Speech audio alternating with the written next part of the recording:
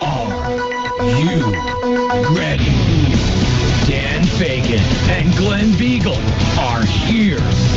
They're gonna tear it up, rip it down, and shoot it straight. Fagan and Biegel in the morning on Hot Talk, KOAN. And now, Fagan and Biegel.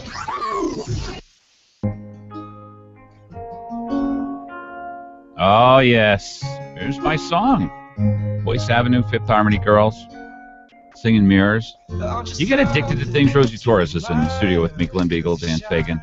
Dan's out today. And it's my theory, Rosie, that the entire purpose of the internet is to addict us to various things. Could be good things, like this song, for instance. Turn it up a little bit.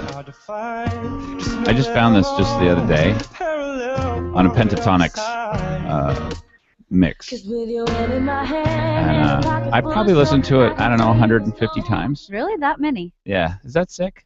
Is that sad? No. Yeah? It's a good song. Yeah. Well, I enjoyed it. What about you, Brian? What do you think of that song? Is that your kind of music? No, but I see your kind of music. You like that kind of style, that vocal style. Yeah, it's really vocal. That's and really I do vocal. like some of that, yeah. I mean, as a DJ, I like all kinds of music, but I'm overloaded with it. Yeah, well, you got to get the beat in there because otherwise people aren't going to get up and dance to somebody's voice. Hey, as long as I'm getting paid, I don't care. Oh, my gosh. Much to cover today. You're listening to Fagan and Biegel on KON, KVNT, 6:07 a.m. Happy Friday, everybody. And winter has receded, and we're back to the warmer climates once again.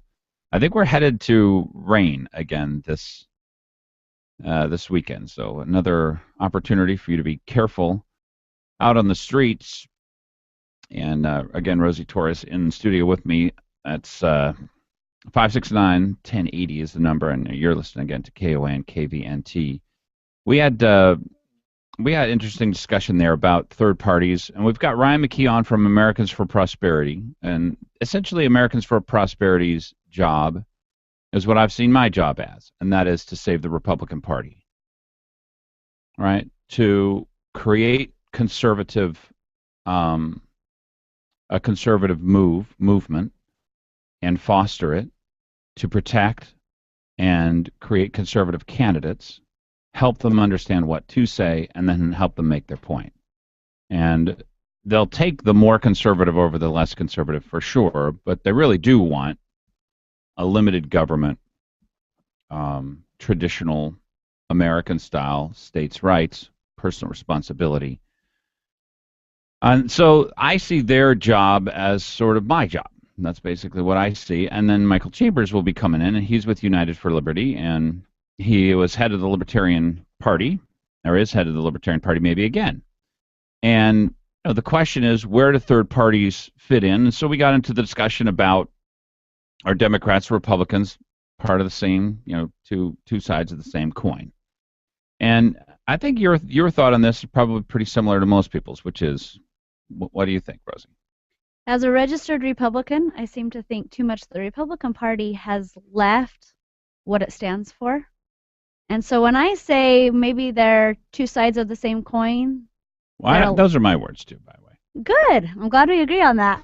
I think a lot of the time they may be fighting for two separate things, but the outcome's the same. Does that make sense? Huh. You said too much of the Republican Party. Is that anything greater than zero? Or is that a majority? Or is that all of them? I think maybe the majority in D.C., maybe the majority that holds office. Do I think it's the majority of the public? That might be up for debate. Yeah. Well, I mean, if the public doesn't want limited government, the public's not going to get limited government, right? Right. So we're really dependent, and all of our hopes are dependent on the idea that Americans do not want socialism. They do not want to have a centrally planned life from Washington, D.C. But if D.C. the public is voting in those in office that they believe are strong conservatives, but then they get to, their state, they get to D.C., the Republicans aren't doing a great job at stopping limited government at all. No. And you look back at 2000, when we had the House, the Senate, the presidency, and they didn't enact limited government. Obviously, now that we've seen what larger government looks like. It certainly is a much more limited version of government, but not to conservatives' liking, right? Well, I think also, too, the Republican Party has a problem where they say, you know what, we're going to put up a conservative and maybe a more moderate in the primary, and they end up voting in the moderate, and they're going to support that moderate till the end. But when that moderate gets to D.C., they tend to cave, a lot like Boehner, McCain, McConnell. This is what happens. Yeah. Now, where do you see Don Young in this mix? I see him exactly as one of those guys. He's part of the problem. Yes. Now, is he as big of a part of the problem as Nancy Pelosi?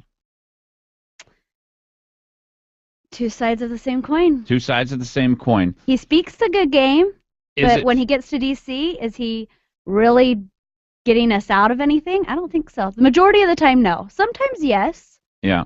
Now, is it fair to say that, have you changed on this, by the way? Have you changed your views on how much conservatism is actually needed in order to save the country? Absolutely. I have. Over the years, yes. Yeah. Yeah, and I think a lot of people have. I think when people look at the United States of America, the 2000 experience where Republicans started spending the excess, where they started creating new programs, and where they basically just continued what the Democrats had done, just a little bit slower, that people finally thought, what in the world is going on here? And I'm not sure, and that we just weren't sure exactly what to make of Republicans. Is there any other home for conservatism other than the Republican Party? I believe that the Republican Party had a chance, and they have, in a sense, alienated so many of their following that people are mad. Glenn, they don't want to stick around and wait for it to go down in flames. They want someplace to go, someplace where they feel comfortable, someplace where they're accepted, someplace where they're wanted. They want a different form of government, don't they? Absolutely. What they want is they want a parliamentary system. Less government.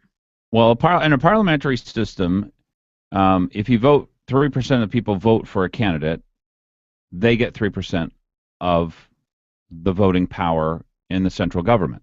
Here, the 3% of people get 0%. So who's representing that 3%? Nobody. Is that good?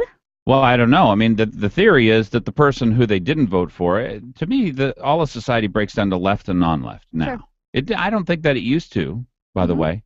I think there was Reagan, for instance, sewed together a vast number of people in the middle to support a pro-America vision, a pro-America view. But I think now it's left and non-left. The Democrat Party is the home of leftism, and they have all of the seeds of it, and there's the only option we have is to support the most conservative person. Now, I will say that I do have an exemption. When we come back, I'll tell you what my exemption is, and it has to do with, I think what's going on in a lot of people's minds. They've made up their mind on what I'm about to say. Rosie Torres is in studio with me, 6:14 a.m., Fagan and Biegel, broadcasting on KOAN, KVNT. We stream live at danfagan.us, both audio and video, and you can get us on the TuneIn app as well, KON 1080. Stay tuned. US, both audio and video, and you can get us on the TuneIn app as well, KON 1080. Stay tuned.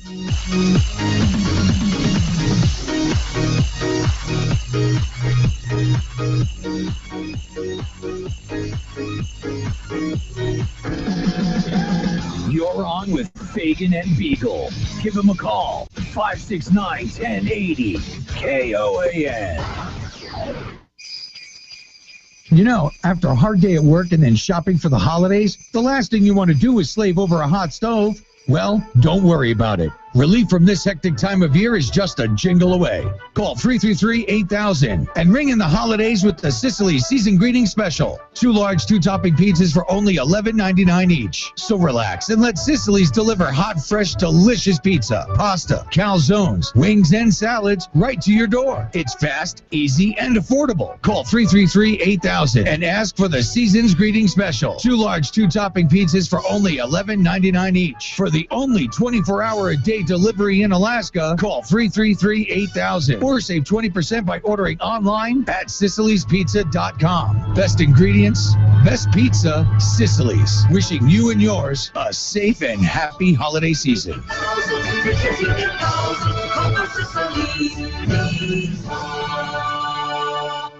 Trail Boss Solutions is an Alaskan-owned, nationally recognized top 500 construction and remodel firm. With our award-winning kitchen designs and remodels, Trail Boss Solutions is fully licensed, bonded, and insured, and has the experienced professionals to take your project from initial design through completion, on time and on budget. Please visit us on the web at trailboss-solutions.com or contact Trail Boss Solutions direct at 646-1403. Being a business owner isn't easy. There's managing people, customers, income, expenses, unexpected issues, growing your brand, and so much more.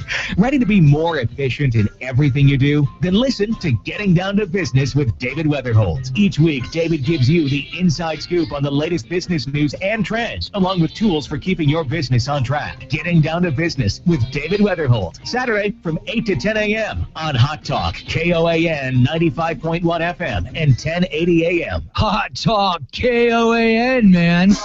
You're on with Fagan and Biegel. 1080KOAN.com.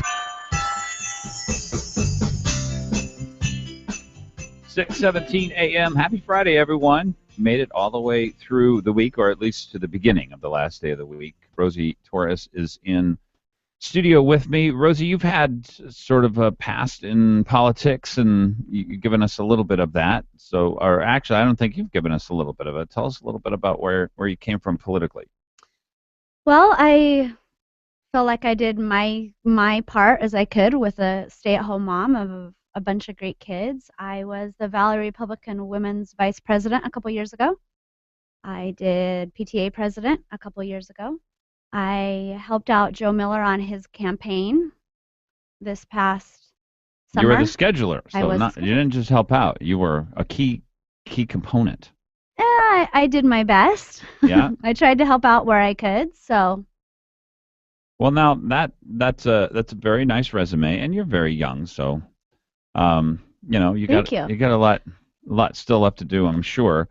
Now we left the program, and I was gonna let people know what I thought had essentially changed in our country, and also the sort of problem I think that the Republican Party does generally have. But before I get to that, I wanted to get back your Valley Republican women experience. Yes. Real conservatives? Yes.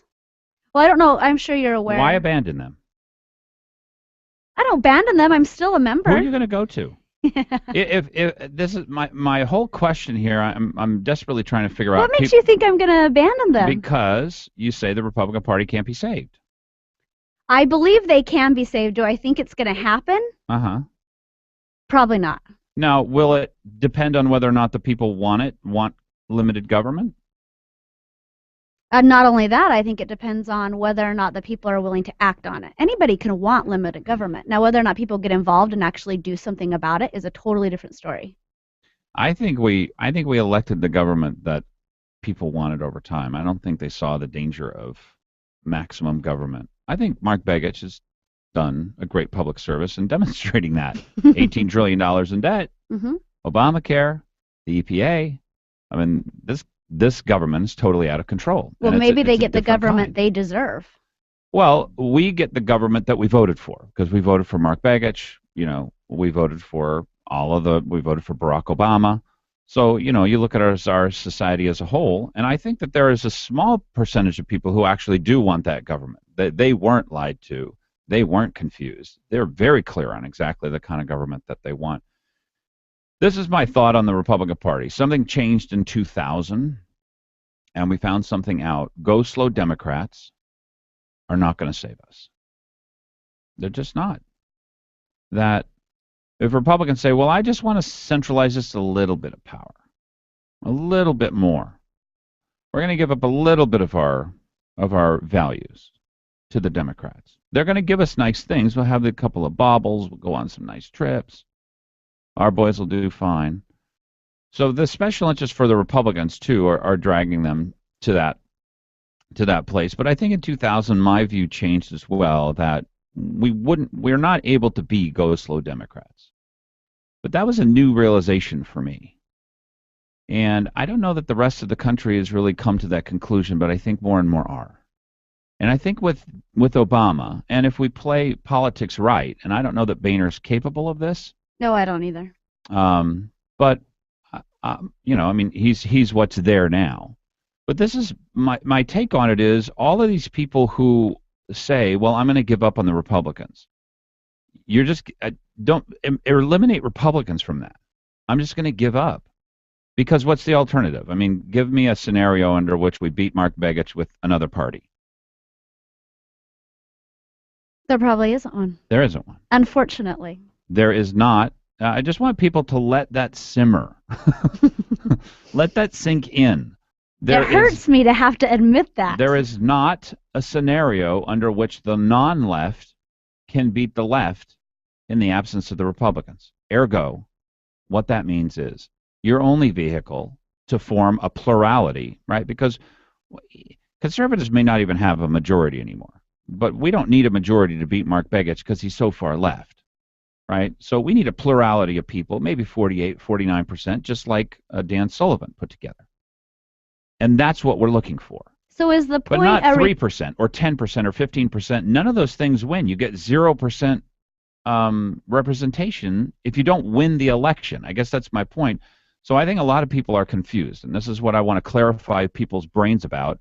We live in a representative republic, not a parliament. Right. In a parliamentary system, you can get a tiny percent of vote, and you'll be represented to that percentage.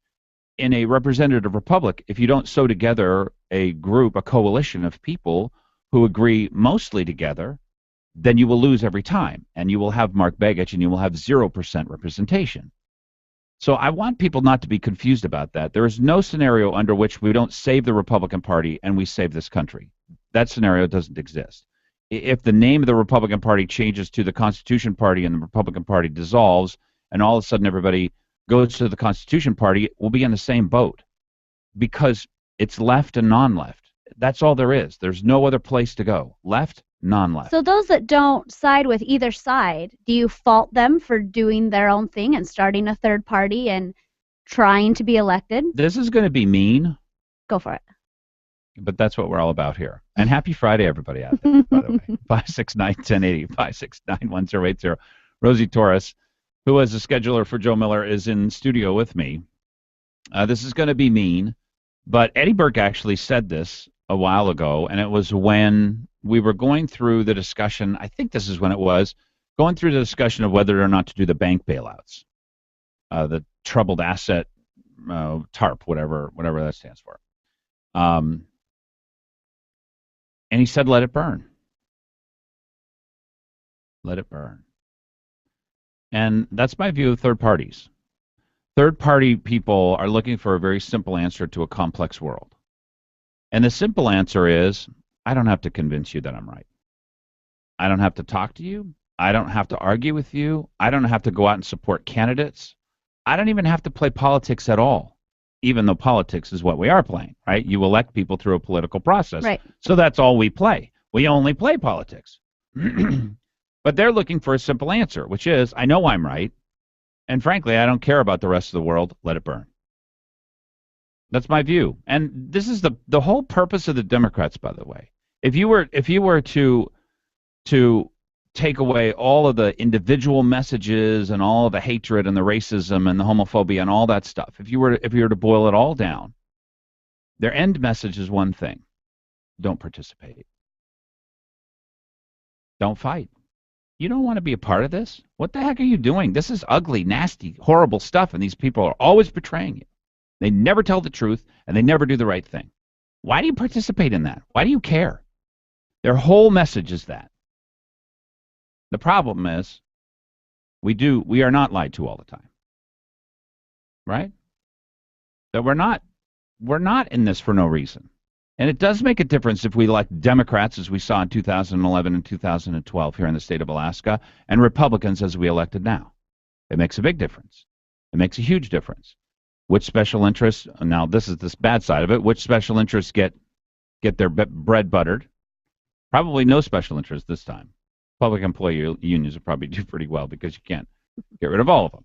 Anyway, so what do you think of that? I mean, those are pretty harsh words, but in my view, the left, the media, your movies have convinced many conservatives to just totally throw up their hands, give up arguing with people, and say, you know what, fine, let it burn. I don't know if it's so much the Democrats have convinced them as the Republican Party that has been elected has done a great job, and they should be held accountable for part of that too. The Republican Party's not what it used to be. They have, in a sense, left me, so I will now do my own thing. Now that's I don't think they should be faulted for that. The Republican Party has left people. How conservative do you think the Republican Party was in 1950? As conservative as it is today, or less? Probably more. Less. Really? Other than essentially everybody agreed on social issues back then. Okay. Right. Democrats and Republicans. Democrats didn't leave the pro-life movement. Al Gore was pro-life. Al Gore ran as a pro-life Democrat in 1988, as far as I can remember. So then when he ran nationally, whenever that, I think 1992 or whatever it was, he changed. He changed to 100% pro-abortion stance. And Bill Clinton was pro-marriage until he wasn't pro-marriage, and Barack Obama was pro-marriage. But anyway, the Republican Party wasn't as conservative then. It wasn't even 1968 was when the conservative movement essentially was born. That's all the older it is. So maybe us as a people have become more conservative. Is that possible? I think what we've seen is we have a threat. It wasn't a threat that existed before, and I'll term the threat in this way because it's not. This is a totally non-standard way of understanding it. I had no idea what the political leanings of any of my teachers were, conservative or liberal. None at all. Further, no cultural attack was exhibited upon me in the schools, not even one time. They never tried to convince me that my parents' culture was bad or that I needed to change it. But those things are going on all the time now. Mm-hmm. You know, the purpose of schools is to change your kids' culture. I mean, they were giving away because some kids felt bad about, or they thought some kids felt bad. I assure you, the kids don't care. Because some kids might feel bad that they got a card to go in and get a free breakfast and other kids didn't. They gave cards to everyone. Mm-hmm. Right? This is a cultural change. That's culture. That's not ideology. That's culture. They're creating a totally different culture. I don't think we've seen the threat both from left and right because the government's never been this big. It's never been this important. So as it's grown in importance, as it's grown in exactly what the founders wanted us to stop doing, not do, which is to transfer our trust, our power, and our freedom to Washington, D.C., that's exactly what they didn't want us to do. You think the king was any more powerful than Mark Begich? The king wasn't more powerful than Mark Begich. Well, with our government getting bigger, the Republicans need to take a role in that. We need to take a role. Absolutely. We're responsible for what Republicans, and I bet that's what you found out when you were a Valley woman Republican. Yes. That it's just individual people, you and me. We go find candidates, we help just them, normal we people living their life, doing the best they can. Make our arguments. All right. 6:29 a.m. Rosie Torres is in studio with me. Love to hear from you. 569-1080. Tell me what's going on the roads out there if you're on your way in from the Valley. KOAN, KVNT, Fagan, and Biegel in the morning. Fagan and Biegel on Hot Talk KOAN and online at 1080KOAN.com. With KOAN News, I'm Chuck White. Mark Begich has given his final floor speech to the U.S. Senate. The Democrat said it was an honor to serve and that he's proud of the work accomplished during his term. Begich lost his re-election bid last month to Republican Dan Sullivan. Upman Elementary School in Anchorage has sent a letter home to parents letting them know about the arrest of a teaching assistant on child pornography charges. Investigators do not believe targeted any local pupils or used work computers for the alleged distribution. Anchorage has released its budget request for the upcoming legislative session. The city is seeking $680 million in state funds. local construction project. Finally, officials from Bethel Winter House are hoping to be able to reopen the shelter for the homeless. It closed earlier this week amid safety concerns about clients sneaking in drugs and alcohol, and claims local police taking too long to respond to calls for assistance. That's your Hot Talk News update. Mostly cloudy today with a high 23. Then tonight, partly cloudy, low of 16. Tomorrow, clouds and sun throughout the day with a high 27. And partly cloudy with a flurry at night, low 24.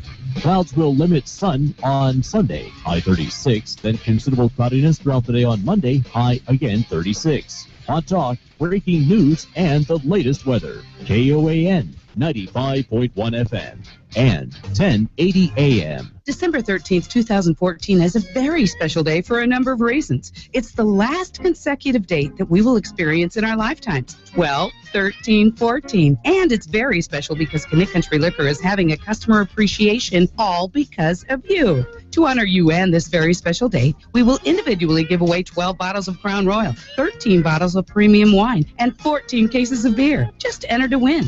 We will draw for these prizes on December 13th and make many of our loyal customers very happy winners. Shop and enter to win at any or all of our locally owned and operated tax-free locations. Mile 49 Parks Highway, Mile 4.5 Connect Goose Bay Road, Palmer Wasilla Highway at Four Corners, and Cubby's Market, Mile 98.5 Parks Highway. We think you're pretty special every day, not just 12, 13, 14. No particular purchase necessary. Keeping the valley in good spirits, yeah. Connect Country Liquor, oh yeah. KKL. Okay, now I want you to think about king crab legs. Big, thick, juicy king crab legs for dinner tonight. It's one of the great treats of living in Alaska, you know, and right now, New Sagayan and City Market have an incredible special on Golden King crab clusters. Just $16.95 a pound. That's a wonderful price for Alaska's signature delicacy. Alaska King crab, $16.95 a pound, New Sagayan and City Market. And here's a special on everybody's favorite, fresh, handmade Hawaiian poke. Spiced and marinated fish, just like they do in the islands, and only $9.99 a pound. You know, Christmas dinner ought to be something special, right? How about a big, beautiful standing rib roast from New Sagayan and City Market? They'll make it any size you like, so you can feed 4 or 40 if you like. Invite the Green Bay Packers. But there's one catch. You need to order it now because they're very popular and you don't want to miss out. Call 561-5173 and reserve yours now. New Sagayan, Midtown, City Market, 13th and I. If you're ready for the movies, there's just one place to go. Check out moviesacre.com. It's showtime. Movie times, previews, and more. Get tickets, win stuff. Lots of information to explore. Great restaurants. Now you'll know just where to go. Before and after every show. Check out moviesacre.com. It's showtime. Local news, weather, and the Dan Fagan Glen Biegel Show on Hot Talk. KOAN. Brought to you by Connect Country Liquor. With 4 convenient locations in the Valley and Talkeetna. You won't find a better selection. When I grow up, I want to be a pro basketball player. An elementary school teacher. No matter what dream you choose or where you are in life, Country Financial helps you and your family grow your own way. Or maybe a veterinarian. A mom, a doctor, and president of the United States. Maybe an astronaut or, an Olympic gymnast.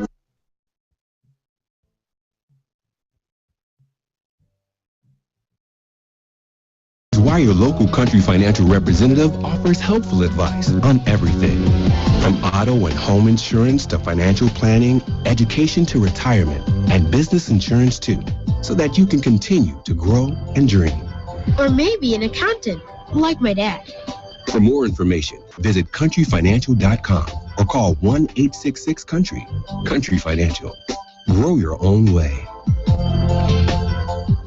Do you remember that Beatles song? If the rain comes, they'll run and hide their heads. You know which one I'm talking about. Well, if that's you and you're inside your home or office, it's time to call Earhart Roofing. Call Earhart Roofing.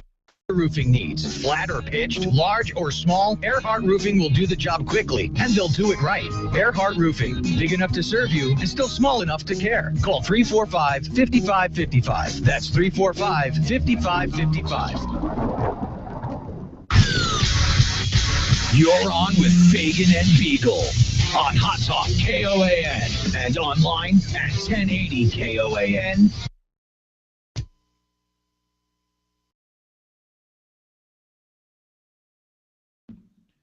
.635 a.m. KON KBNT. Fagan and Biegel are on here. Rosie Torres is in studio with me as well. And I found something out, I think yesterday, that I was surprised at. And I'm wondering whether or not you've ever had this experience, Rosie. I found out that my cat, who I thought was like the baddest tabby on the planet, you know, that really, they had everything going on, and it was, you know, he was pretty big stuff. You know, he was not to be messed with. He wasn't somebody to be taken lightly. So my son delivered the terrible news to me and said, I saw the neighbor's cat running after our cat, chased him up a ladder, and you know, I basically terrorized him. So have you ever had that experience where you thought your animal was one thing? Like, it could go either way. Like, you thought your animal was really tough and he turned out to be wimpy. You thought your animal was really nice and then he peed on your pillow. Anything like that? I'm not really a cat person. Not a cat person. No. So, no, I can't relate. So what do dogs do? Dogs are pretty easy to figure out, right? I think for the most part, yeah. Yeah. We've had a few dogs in our life. We don't have any right now, which is okay with me, because to me it's just one more kid I've got to take care of. They are kids. Yeah. This is the way I described cats and dogs yesterday or some other day to somebody, and I thought it was a brilliant review. Cats, when they're young, are like little teeny infants. And then as soon as they get like 4 or 5, 6 months old, they become older teens. And then they're kind of adults. They don't need you. Just put food in the bowl. You leave me alone. I'll leave you alone. Yes, we live in the same house and it's fine. But please, you stay in your spot. I'll stay in mine. Right? Again, one more child that you have to take care Well, of. they move into young adulthood, right? This is what your young adults will do to you if they live in your house for too long and don't have any rules. Whereas dogs, essentially, they have a teeny tiny amount of infant, but then they get into the toddler stage at about a month, and the oldest they ever get is like 10 or 11. You know, they're kind of rambunctious. They don't, you know, they're just a mess. They're a lot more fun than cats. I don't know about that. I suppose, yeah, because you can play with them. Although, if you get a little laser pointer, cats can be enormously entertaining. Do you have a dog? We have a dog and we have a cat. Yeah. But you don't have any dogs right now, though. We don't. Huh. Now, what's the difference that you see between cat and dog people? Cat and dog people. I don't know if there's a big difference. It's either animal people or not animal people. Really? Yeah. Well, now everybody's always said that there are cat people and there are dog people. But you don't even think there are cat people and dog people? There might be, but I see it as animal people or not animal people. I grew up on, a farm. We had lots of cats, lots of dogs. They were fun as kids. Yeah. But as an adult, I can appreciate my parents more, having to take care of all these animals. My kids, I want a dog, I'll take care of it, I'll walk it, I'll take it outside. Yeah, that lasts for, a little while, and then after that it becomes a chore, and then they fight over which one of them has to take it outside. Oh. I'm saving the contention from our home. What's the largest animal you had on your farm? We lived on a dairy farm, so we had cows. How big was the biggest cow? Are there cows of like different sizes? Or are they all kind of just like mirror image copies of each other? I think they're mirror image. Huh. We had a bull. We had babies, calves, but, all pretty much the same. Pretty much the same. We had same. chores, and we had to go feed them at a young age, and we had pigs and chickens, and we had to go get the eggs. All I remember from, I think my grandmother, when I was like 6, we went down to visit her, and she was in Idaho, Moscow, Idaho. I know where that is. And all I can remember of it, virtually, was stepping in a big cow patty, because I don't think I'd ever seen one, and that was not a pleasant experience. No. And it's not. I imagine after you figure it out, you sort of avoid all that. You would think so. Yeah. I had some brothers that were young, and they thought it was lots of fun to play in them. So I guess it depends. I did not ever You never got into Everything that? is no. Not a big part of your playtime? No. Wow. Rosie Torres in studio with me. I'm wondering if you have any animal experiences where turned out your animals were not as tough as you thought. Yeah. And we should have probably known because his name is Bojangles. That's our cat's name. That's not a real tough name. No. No. Not really. But he turned out to be a little pansy. He does take care of the dog though. He's not going to let that dog get away with anything. A couple of stories at the top of Drudge and some in the state here. A Sony hacking nightmare gets worse. Employees' medical records revealed. What's odd is I think like 30 million public employees are going to have access to all of our medical records and contractors, private sector contractors as well. So this will become a total non-story at some point here shortly.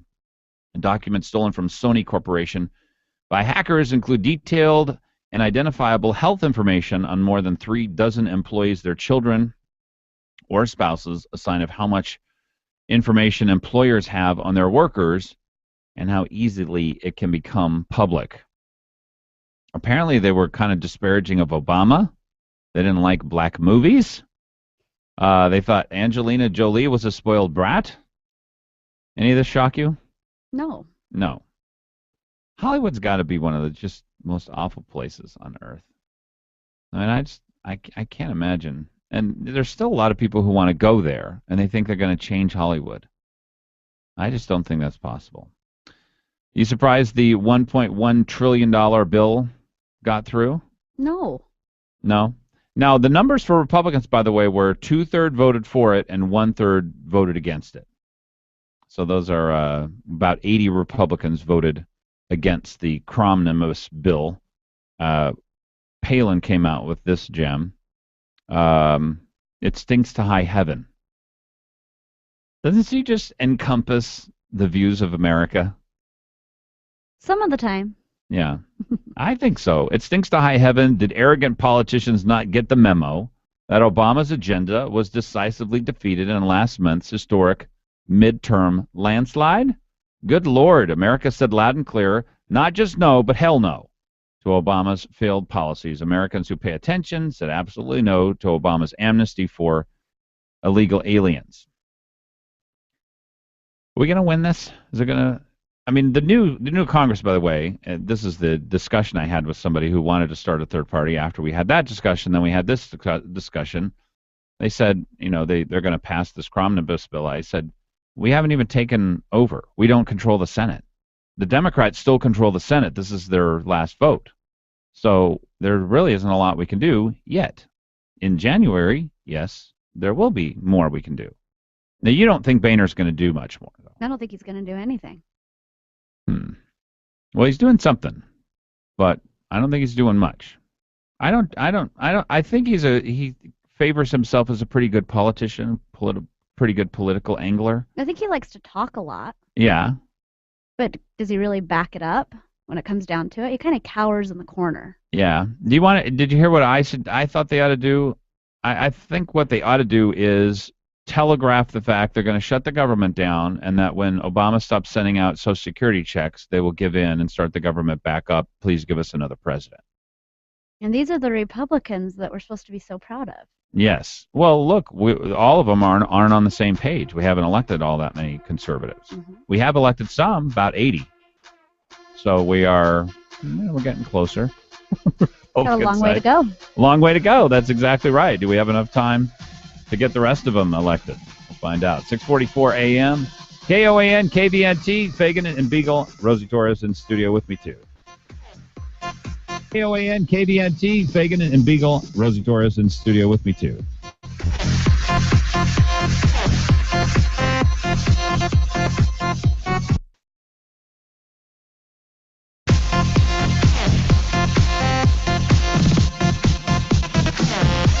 Don't just sit there. Give them a call.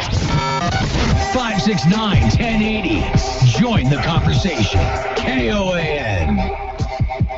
Hey, Bob, how's business? Is the new website helping? Not good. I can't figure out how to get the website finished. How did you do it? Easy. I called Web.com. They built my website for free. Then they promoted it on all the search engines. Like Google, Yahoo, and Bing? Exactly. And Web.com has helped grow my business so much, I had to bring on new staff. Hey, if Web.com did it for you, they're perfect for me. Call now 1-800-535-8815. That's 1-800-535-8815. Again, 1-800-535-8815.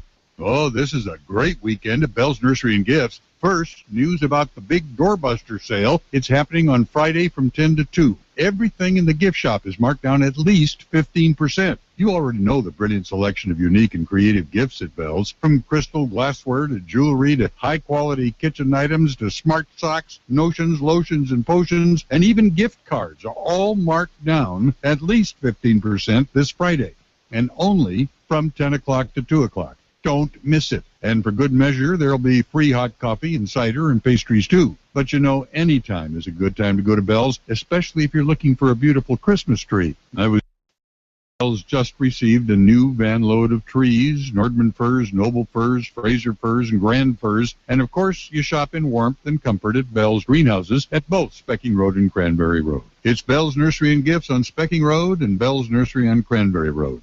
Big doorbuster sale Friday at Bell's. Are you unsure about how to use the health insurance marketplace at healthcare.gov? I was, until I went to a free educational session presented by a United Way navigator.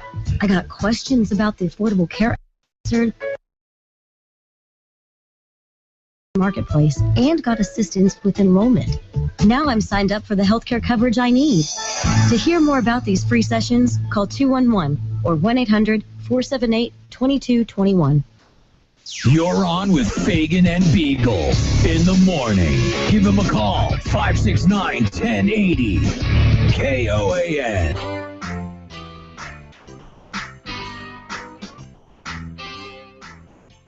.647 a.m. KOAN, KVNT, 569-1080.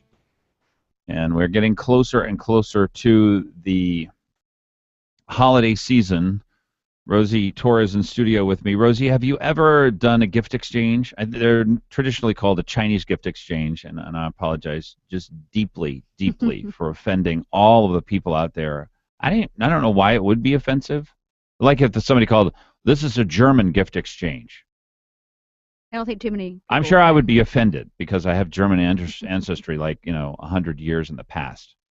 What have you ever done one of those? Like the white elephant gift sort of gift exchange? Well, wait. What's a white elephant? Where there's you pick one name. Well, the white elephant's kind of like everybody brings a present, okay, but everybody goes home with a present. Okay, yeah, that's what I'm talking about. So we decided to one up or get a little more interest in it. A lot of people try and put limits on how much you can spend. I'm like, if somebody wants to spend $300 on their gift, why would I stop them? That's crazy. I said around around $20, but you can spend whatever you want. So that we changed that as one of the rules. The other rule we changed was we're putting $5 in a kitty. This is probably gambling, and I'll probably get, I don't know, arrested for this. I have no idea what constitutes gambling anymore. But we're putting $5 in a kitty, and whoever's gift gets traded the most, that person gets the $5 from everybody. So you could go get a $20 gift, and if it was a clever gift, or it was well done, or it was just exactly what everybody wanted, or people want to re-gift it, which is what I think actually goes on, then you're the person, you'll walk away with like $60, $70 in cash.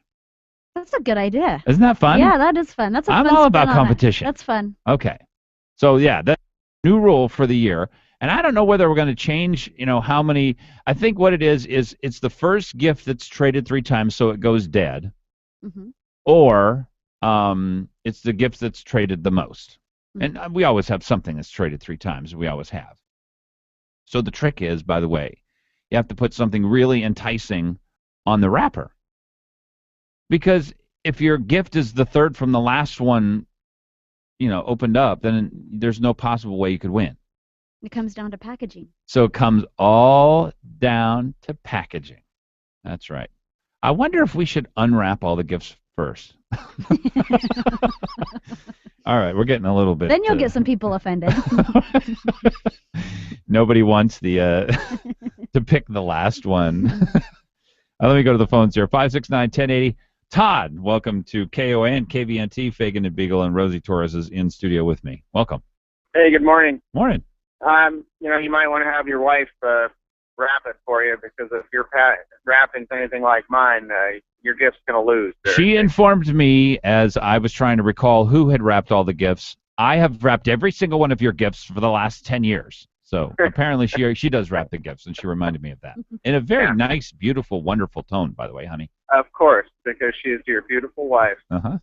I was listening to what you said about third party and whether or not it's possible for a third party to, I guess, or a more conservative party to surpass membership and support of the Republican Party. No. What I wondered was, how does splitting off another party, if we can't make a majority inside the Republican Party, which has a fantastic platform, and get a majority of people to vote, against a left candidate? Yeah. How is it that starting yet another party, of which we already have several, right? We got the Libertarians, we got the Constitution Party, we already have several. Alaskan Independence Party. So there's lots of other parties already. Why does starting another party give us a better chance to beat the left? Oh yeah. Well, I guess starting another party probably doesn't, but at least in the state, it's been proven twice now that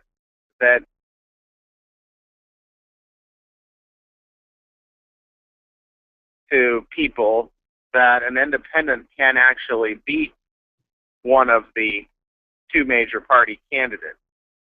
So, yeah, that's true, and we've seen one on either side, because the first one that was done is back in 1994, right? 1990. We had an independent, because the Republican Party put up a pro-abortion Arliss Sturgielewski, who was completely on the left, pro-abortion candidate, and so an independent run was made by Biegel, who was a pro-life man, a good man, against a weak Democrat and a horribly weak Republican, and won.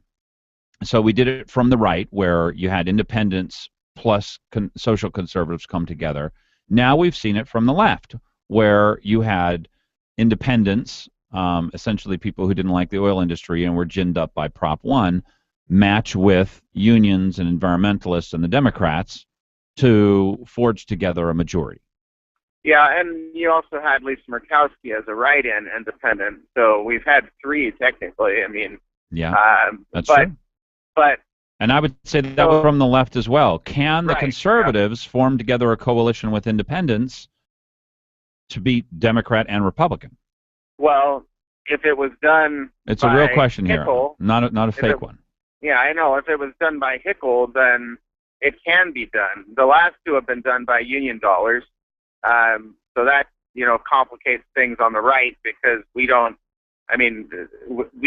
like to contribute money unless we completely trust the person.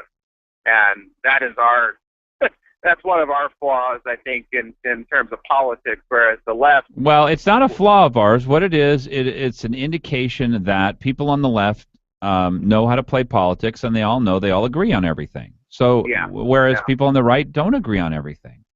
Right. There are vast differences. So the two benefits that people on the left who run for office have is, one, you never ever have to tell the truth in public. Never. In fact, if you tell the truth in public, you're for sure not qualified to be in office, so you shouldn't be running. You never tell the truth in public, and that's one of the benefits of running on the left, right? Is conservatives, what do we want to know when we see you in public? When the cameras are rolling, when all the microphones are on, we want to see you take the most controversial position as often as possible so that we trust you. So that's a huge difference between left and right, and a huge bonus and benefit that they have. The other benefit is they don't have to actually know. If their union boss tells them who to vote for, if Planned Parenthood tells them who to vote for, they know who to vote for. There's no question about it in their mind. Yeah, this vote on the Cromnibus is it's a demonstration that I really think the Article 5 can to bring back the power of the Constitution. I I mean, I don't agree with Sarah Palin on everything, but I just don't see how they don't get it. How do they not see what happened in this last election? Everyone campaigned against Obama. Well, the new. I think a lot of people are confused about this. The Senate is currently controlled 54-45 or 55-45 Democrat. But they didn't have to pass spending all the way to September. Passes spending until February. The discussions will begin in February, and I think the government shuts down again sometime the end of February. No, I thought originally it was September. $1.1 trillion is not enough to fund much of the government. The government currently spends $4 trillion a year, so this is about 1/4. Okay, they must have changed it from its original intention, which was to fund it through September. No. Now, it might fund some parts of government until September, but my understanding is they're going to be back in aggressive negotiations, I think is the favored term here, very early on in the year. Yeah, but with Boehner and McConnell at the helm, it's not going to be aggressive negotiation. He shut the government down before, though. Yeah, we'll see. I think we will see, and that's the real question. I don't like the current makeup of leadership because I don't think it mirrors the views of the public. I think Palin is right on that. Yeah, but it remains to be seen whether or not Boehner has gotten any message or knows. First of all, he's trying to figure out how to win a tactical war where we actually really win in the end, or he wins. Now, I don't know if him winning and our definition of winning and his definition of winning is the same thing, which is a big question on a lot of conservatives' minds. Yeah, I don't think it's proven to be the same thing, but we'll see. Well, and we will see. I think Sullivan's going to be a good senator. I think he's going to be the most conservative person we've ever elected in the state of Alaska, and I don't even think it'll be close. But that even remains to be seen. But if he is a conservative, then conservatives know that we can win in the state of Alaska if we have the right candidate and the right circumstance, even against a super strong candidate like Mark Begich. Yeah. Well, and I wanted to say before I go, Rosie's doing a great job there. So. Oh, thank you so much. Appreciate it. Thanks, Todd. All right. Bye. 569-1080, Fagan and Biegel. Rosie Torres is in studio with me, and I give you some more shots from the news. Palin has made the top of the news cycle with Cromnibus. It's a $1.1 trillion funding funding bill. It stinks to high heaven. That's her quote. By the way, you may have wondered if your children currently go to school, or if you're worried about children who do go to school. Yes, it funds Michelle Obama's school lunch program. By the way, one of the great things for Drudge is he puts up stories you'll never see anywhere else. They compare Michelle Obama's, the lunch that her kids get to eat, versus the Michelle Obama lunch that all the other kids get to eat. And those are just the kind of things that really make us realize we have masters, and they live in Washington, D.C. 6:58 a.m., Fagan and Biegel on the air, 569-1080. Stay tuned. 6:58 a.m., Fagan and Biegel on the air, 569-1080. Stay tuned.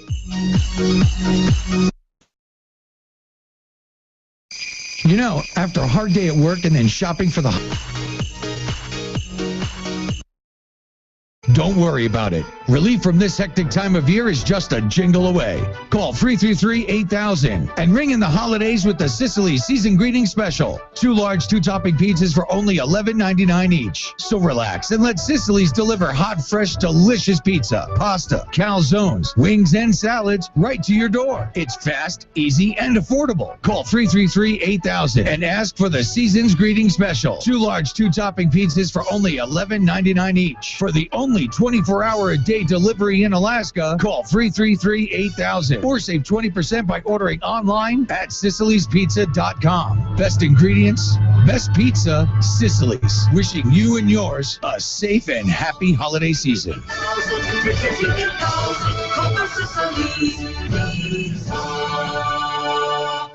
You're listening to Hot Talk, KOAN, Anchorage, AM 1080, and retranslated on 95.1 FM on K236CG, Anchorage.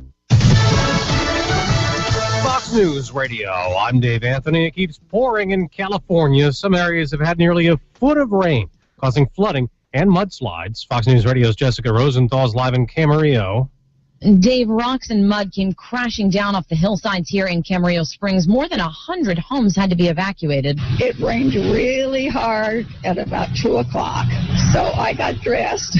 I got my husband dressed, and they knocked on the door and told us it's mandatory. Fire officials here say mud and rocks went into several people's houses. They even had to go into one and rescue 3 people who'd become trapped by all of the debris, Dave. Jessica, now that the government is funded through tomorrow, the Senate has more time to join the House, approving a $1+ trillion spending bill. Fox News Radio's Jared Halpern's live at the White House. The massive funding measure has pit the lame duck president against fellow Capitol Hill Democrats. A vote for this bill is a vote for future taxpayer bailouts of Wall Street. Massachusetts Democrat Elizabeth Warren has lobbied hard against this measure because of provisions that roll back financial regulations. Press Secretary Josh Earnest says President Obama doesn't like those either, but it is a compromise.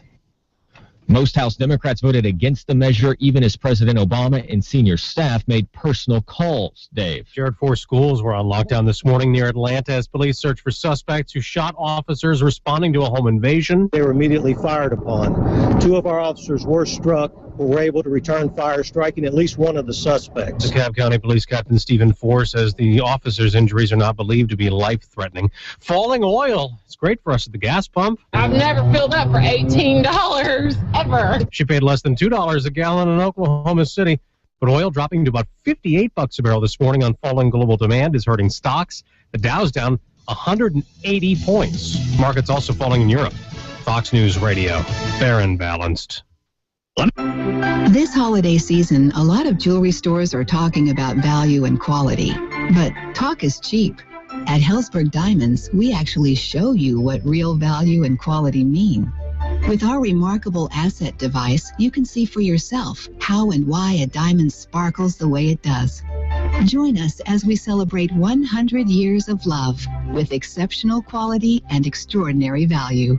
Hellsberg Diamonds, a Berkshire Hathaway company.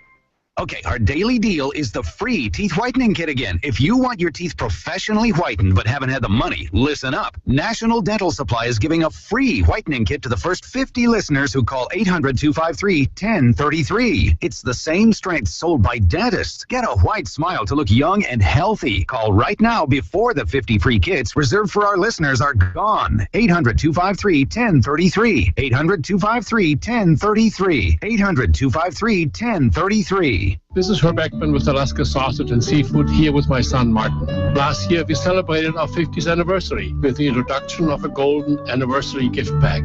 It was so popular that we decided to bring it back this year.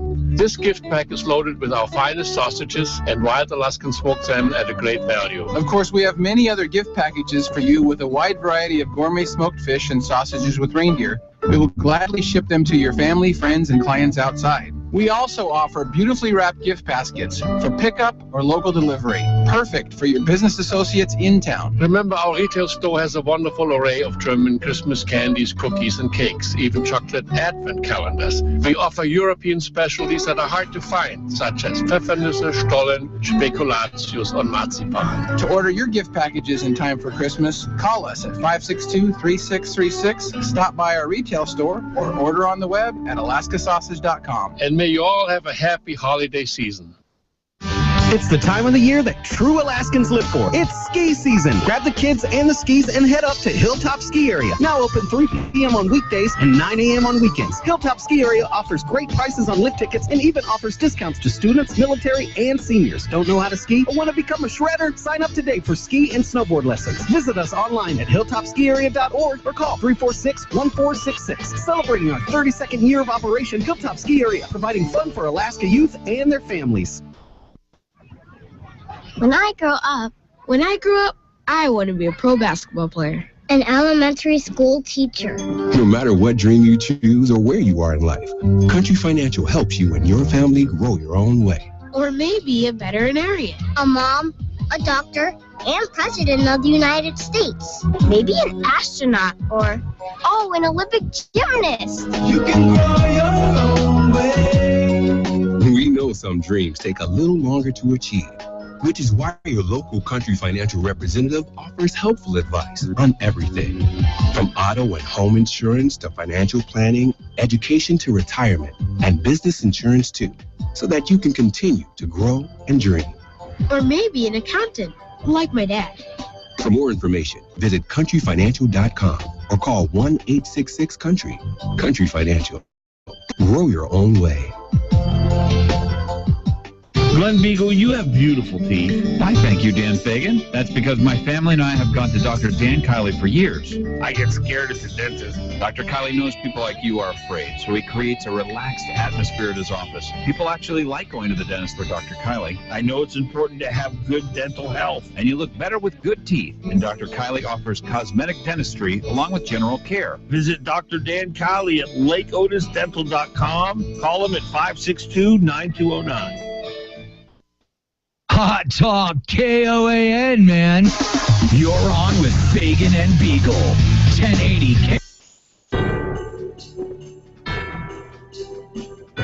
7:06 a.m. Happy Friday, everyone. Headed into the holiday season. Very excited about it.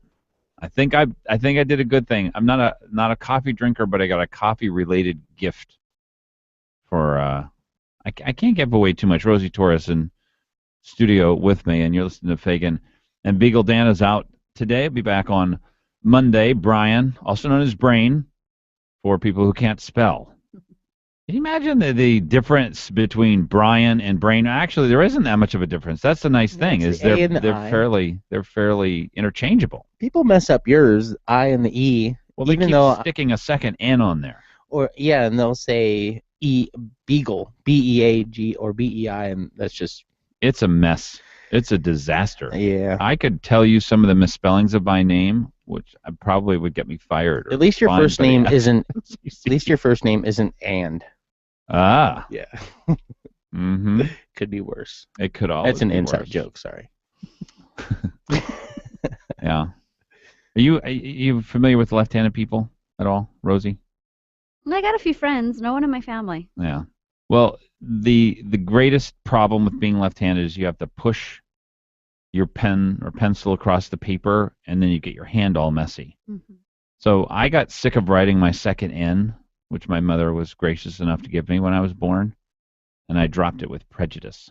Did you really? So you used to have two N's. I did. So I actually live now under a legal alias, Glen with one N. Nice. So did you have to get paperwork for that? Nobody knows me. Nobody knows who I am, for real. So whenever you get a check, you just add on the other end and take it to the bank. No, actually, well, they'll take just about anything.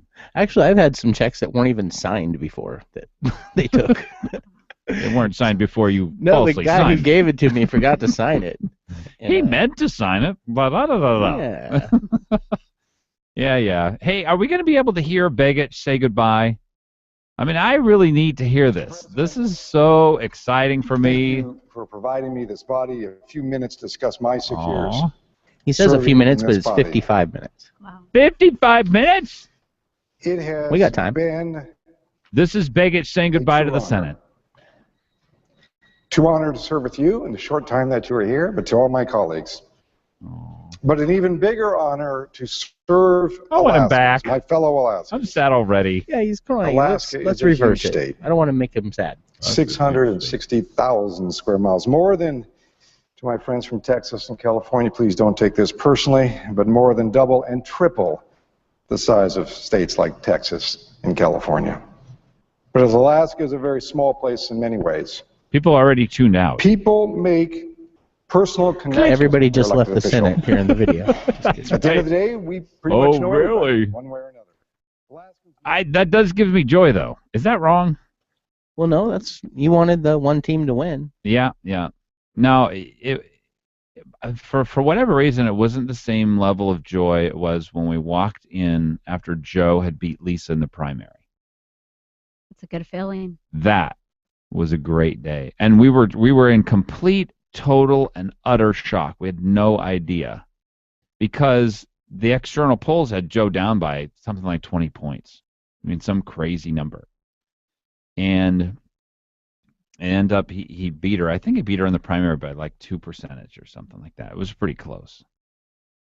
And then they ginned up the special interest machine, and they came out and steamrolled everybody, and the media got involved. It's tough. It is really tough. We've got, actually, Ryan McKee is supposed to be in here. You aware of that? At some point, he's with Americans for Prosperity, and he has a job, which is what I consider my job to be, which is to save the Republican Party from being go slow Democrats. I don't know that I ever actually completed my thought, by the way. In 2000, the thing that I think changed for most people is they realized the left has all the power they need. They've got all the government they need. They have all the regulations they need. They have all the judges they need. We can't be go slow Democrats. We can't win. We can't save the country. And so if we don't actually start switching out moderate Republicans for conservative Republicans, Democrats for moderate Republicans, start moving the needle toward conservatism, towards states' rights, towards family, strength of families. You agree with me, by the way, I say this to various people, that if we have weak families, we have to have a big government. Is that fair? It can be. A weak family equals... In other words, government. if we don't raise our own kids, if we don't have people married, if there's a whole bunch of women having children without, Should we have without a dad... Or is that a consequence? If that is what we have to have big government. Because those boys aren't going to know the real rule of law, so we're going to have the police out there who are going to have to guide them. They're going to have a lot more after school programs. They're going to have a lot stronger safeguards and security systems inside schools. The school teacher will become more important because now they're a big part of the support structure for that family, which is essentially... I don't think that's always a good thing. I think that sometimes can be a consequence to the breakdown of the family unit. It's a terrible thing. Yeah. But it is what the left depends on. It is the fundamental, absolute requirement that if they want big government, if they want Americans to need and want big government, they've got to break up the family. Right. It's critical for them. So I think, to me, that's the fundamental building block of the left is we have to put policies in place which reward people for bad behavior, which sometimes prevent people, like a good example, Obamacare, putting somebody on Medicaid. So you're eligible if you make $22,000, but if you make $28,000, you're not eligible for it. And then, as everybody's finding out, just because you have insurance is not health care because you got to pay the deductible. Mm-hmm. How many people do you think know that? 100% of people who've gone who said, "Here's my health insurance. Yep. I'm ready to have my health care." I know that because I pay it. Yeah. So you pay what? I've paid our deductible. I have to go pay. Oh, when you guys went to the doctor? Yeah. So the deductible, you pay your premium. That's the part before you get health care. Right. And then the deductible is the part that you pay after you get health care, but before they start paying anything back to you or to anybody. In fact, just this last week, my son got bruised ribs at wrestling, and he had not been in the hospital at all. And we went, and 2 weeks ago, I paid my massive deductible. Wow. At the end of the year. It was not good. Wow, that's a crushing blow, by the way. And you can imagine if somebody makes $28,000 and they got to pay a $5,000 deductible, it's like, what are you talking about? That's 23% of my income. And those that know that aren't going to go to the doctor. And that's basically what's happening is people think, oh, well, I've got health insurance. And then they find out, but I don't have health care because I could never afford to pay for it. Right. And that's what they're finding out right now. Anyway, it's a great example of the left trying to break apart a family and trying to ruin people's ability to get into families. If you make $22,000, you get free health care. If you make $28,000, you don't get any health care. You get health insurance.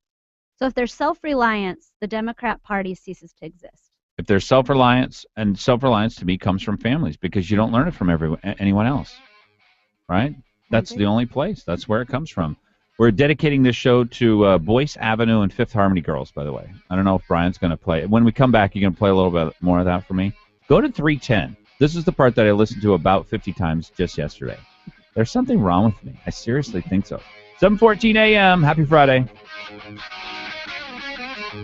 I seriously think so. 7:14 a.m. Happy Friday.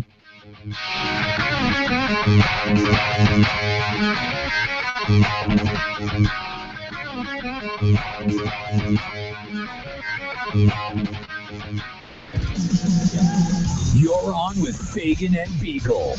Give them a call. 569-1080. KOAN. Hi, this is Brian Stan. I was a Marine Corps officer before becoming a UFC fighter. Military experience can add greatly to your life, as it has mine. The Air Force Reserve offers many part-time jobs in Alaska, which will allow you to continue your civilian career at the same time. You'll receive excellent training, educational assistance, and many other benefits. Join an outstanding team in the Air Force Reserve. For more information on the Air Force Reserve, go to afreserve.com. This message is sponsored by the Air Force Reserve and aired by the Alaska Broadcasters Association and this local station. Okay, now I want you to think about king crab legs. Big, thick, juicy king crab legs for dinner tonight. It's one of the great treats of living in Alaska, you know, and right now New Sagayan and City Market have an incredible special on golden king crab clusters. Just $16.95 a pound. That's a wonderful price for Alaska's signature delicacy. Alaska king crab, $16.95 a pound, New Sagayan City Market. And here's a special on everybody's favorite, fresh, handmade Hawaiian poke, spiced and marinated fish just like they do in the islands, and only $9.99 a pound. You know, Christmas dinner ought to be something special, right? How about a big, beautiful standing rib roast from New Sagayan City Market? They'll make it any size you like, so you can feed 4 or 40 if you like. Invite the Green Bay Packers. But there's one catch. You need to order it now because they're very popular and you don't want to miss out. Call 561-5173 and reserve yours now. New Sagayan Midtown City Market, 13th and I. There's a lot of so-called experts out there claiming to have the key to success in business for a price. Are you ready for real business advice you can trust without a fee? Then don't miss Getting Down to Business with David Weatherholt. Advice from people in the know. Technology, finance, taxes, and more. Business people helping business people take their skills and services to the next level. Getting Down to Business with David Weatherholt. Saturday from 8 to 10 a.m. on Hot Talk, KOAN, 95.1 FM and 1080 AM. You're on with Fagan and Biegel on Hot Talk KOAN and online at 1080KOAN.com.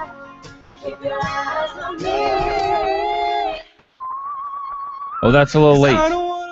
Go back like 15 seconds. This is Voice Avenue and Fifth Harmony Girls, which I've become addicted to. Especially this part.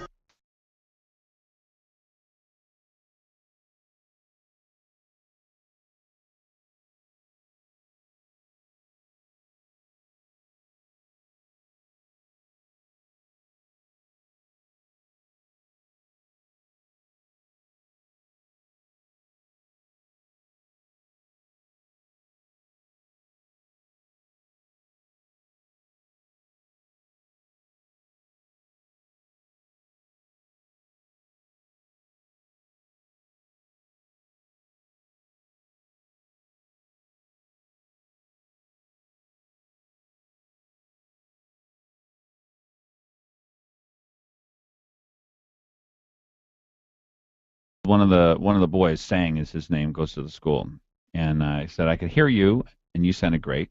Said thanks, and he said he'd come sing with me in choir on Sunday. So I just recruited a new choir member. How about that? Nice. And he can sing. He actually can sing better than me, so it'll improve the choir. Looking forward to that. I want to talk about Romney. Yes, indeed. Now, I'd like to hear what you think about Romney. And then I'll tell you what I think about Romney. My thoughts on Romney. Yes. I think he is a great family guy, a great husband, father, grandfather, does a lot for a lot of people, charity, all around great guy. Do I think he's a good politician? No, I don't. Is that proved by the fact that he got beat by Obama? Nope, I didn't think he'd win anyway. And I was very vocal about that to family and friends that I did not think he would win. A good guy, yes. Politician, no. You don't think he's conservative? I don't think he's conservative enough, no. Okay, but he is conservative a little? Yeah, maybe. He says he is. Do you think he's more conservative than Lisa Murkowski? Ooh, that's bad. I don't know. They're kind of... They're pretty similar? Similar, yeah. I think so. I don't know, though. Lisa's kind of vocal about her non-conservatism. Mm-hmm. And I think Romney talks a good game. Well, she got elected by the teachers union. I mean, that was essentially the core of her supporter and Native Corporation. And they're not real conservative, so no, they're not conservative No. at all. Well, I don't know what to make of this. I want to say two things. I don't know how conservative Romney is, and I'll admit that up front. I do think he ran a more conservative campaign than Ronald Reagan did, by the way. Ronald Reagan didn't talk about the life issue at all. And he was a Democrat until, a few years before he ran for president in 76. And Romney made more conservative points than Ronald Reagan. He didn't make them as well. Nobody spoke as well as Ronald Reagan because he was just a brilliant orator. So I don't really know how conservative Romney is. What I think, though, I think two things about Romney. First is he's the goodest, the most, and secondly, I think he gets America. I think he knows that America needs some regulation, but limited regulation, that states are important, and the federal government is not the answer to every problem. Well, let me ask you, Glenn, if you think that he says limited government, why did he support the NDAA? The National Defense Authorization Why Act. did he support the Patriot Act? Yeah, those are good questions. Do you have any? And the problem is there are no cases under which people have been able to say that their constitutional rights have been violated. That's the difficulty. I don't like the way the NSA operates. I don't know how they do it any different. I just don't know. I don't know what the answer to any of these questions are. And I realize that people are really looking for simple answers. They really do. They really want to say, you're not allowed to see anything I say, anything I write, anything I'm involved with, and I don't care who you are, so that's what I want. Now, what they don't want is they don't want ISIS and Al-Qaeda and all these other people not to be watched. They don't want Timothy McVeigh's and the people who are plotting against. They actually have various plots that are going around the United States of America. They don't want those people, and they're oftentimes not American citizens. They don't want those to go under the wayside. And so they want two things that are competing. So I guess I'd throw it back to you, and I hate to do this. What's the solution? How do you watch people who need to be watched? I think it's a slippery slope. Because you're going to end up taking away people's rights in the long run. And is that something that people are willing to give up? It reminds me of the saying, you give up a little bit of security and you end up giving up everything. Is that something we're willing to do? Well, I have a challenge for people out there. Since no cases have come before the Supreme Court that show that people have lost their rights, how do you know you're losing your rights? And what right would you be losing? That's a very critical question, because I really don't think people understand the law all that well. They kind of have a sense of, well, this is the way I think that the country is sort of made up, and so that's the fairy tale that they live under, and it's the idea set that they live under. This is your right. Your right is, if they're going to use information against you in a court of law, then they have to have acquired it by getting a warrant. Basically, that's found the unreasonable search and seizure. Now, they have found certain things like they can track your cell phone, the location of your cell phone, but not what comes and goes from it. Do you really believe that, though? No. Well, they can get all the information without asking a court about it, but they can't use any of it in a court of law. That's why we've never had a jury or a trial or a government. That's why we've never had a court find that someone's rights have been violated. Don't you think it's a slippery slope, though, that it may come to that? We keep giving up little tiny things. Well, that's a great question. So now we're focused on what I consider to be a real question, and this is not a question for the National Defense Authorization Act. It's a question for the people of the United States of America, and really a question for young people. Do you believe in privacy so that you will vote to retain it? Sure. That's the question for young people. You and I would totally agree. You're not allowed to use any of the information you got about me. You are allowed to find terrorists and be watching what goes on and use that information. Acts, but none of that stuff gets entered into a court of law. You can't even use information that you got from me, about me, to even ask for a warrant if you didn't have a warrant in the beginning to get information about me. I mean, I don't think people realize our courts have not changed on this. The courts are not moving on this. So we're back to the fairy tale version of, well, this is the way I think things can work. What you're protected against is the government using information from you, about you, in any way to assert that you've broken the law or against you in a court of law unless they have a warrant. And for that, they have to have probable cause. That's still the core right that we retain. Still, a majority of Americans agree with us retaining that right and ensuring that that right doesn't go away. No one has successfully sued the country, although I think Romney could have sued, for instance, that they released his IRS records to groups who wanted to use it against him. That's a different kind of thing. He could have sued on that. He should have sued on that. That would have done great things for the country. But that had nothing to do with whether or not we're being surveilled on electronic media. You understand what I mean? Yeah. So I just want to make clear what's going on. You're right. There is a battle for should we even have a Fourth Amendment right against unreasonable search and seizure. That battle is going on right now. It's going on in your schools. It's going on in your iPads. It's going on in your iPhone, your Androids. And I think people are basically shifting, sadly, to not expect any privacy, giving up privacy. When you go on Google, they know everything that you've done, everything that you've bought. Amazon publishes everything. That's why all those ads keep coming up. And so people's visions and views of privacy are merging away. We'll know that we're in trouble, though, if young people start saying, well, I don't really care whether or not the government uses that against me. I think we're in a already court of there. law. I think some people kids- already feel that way. Sure. No. Oh, some people, obviously, people on the left who hate it when George Bush would have done any of this stuff, but they love it that Barack Obama's doing all of it. The IRS scandal is a perfect example. Those are just leftists. They're not looking for the rule of law. They're looking for a rule of left, right? If it's left-wingers that are implementing stuff, then it's just perfectly fine. We're not worried about it at all. I'm not talking about them. I think you and I still believe you're not allowed to use anything that I've generated. You're not, unless you have a warrant and some probable cause to believe that I've committed a crime. You're not even allowed to collect information on me. Okay, that's clear, and the courts still uphold that. Will we move away from that? So that's a question I have for you. Are we going to move away from that? Yes. Okay.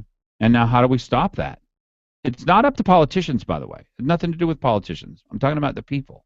Do I even believe it can be stopped? No. Okay. But do I think we stop trying? What if No. we took schools away from the left? Then could we stop it? No. Wow. See, I think we can. Just by taking the schools away, you're going to have to take away a lot more than just schools. No, I think that if you had a real curriculum that said, here are the dangers of having the government be able to surveil you and then throw you in jail without a warrant. Right? Collect information from you, use it against you without a warrant. Here are the dangers of that. If we had that even 5 minutes in any classroom, for every child that went through school, if it was given even for 5 minutes, it would transform them into conservatives. But that will never happen. But if we got the schools, It sounds nice. it would happen. It would be great. But So that's it's my never battle. Gonna happen. My whole battle here is for schools, because if we could have 15 minutes a year to give conservative principles and give conservatism a chance in public education, I think that most people will come out of school at least being libertarians and probably moving toward conservatives. That's my view. So I don't think humanity's lost, because we're very rational people. We like rational things. We like to make our money. We don't want the government involved in our lives, other than if you're on the hard left. So I always think that there's hope. And really, that's the only hope we have, because if Americans don't want this, they won't have it. If we don't want limited government, the framework's already been breached, right? So, Fagan and Biegel, it's 7:29 a.m., 569-1080.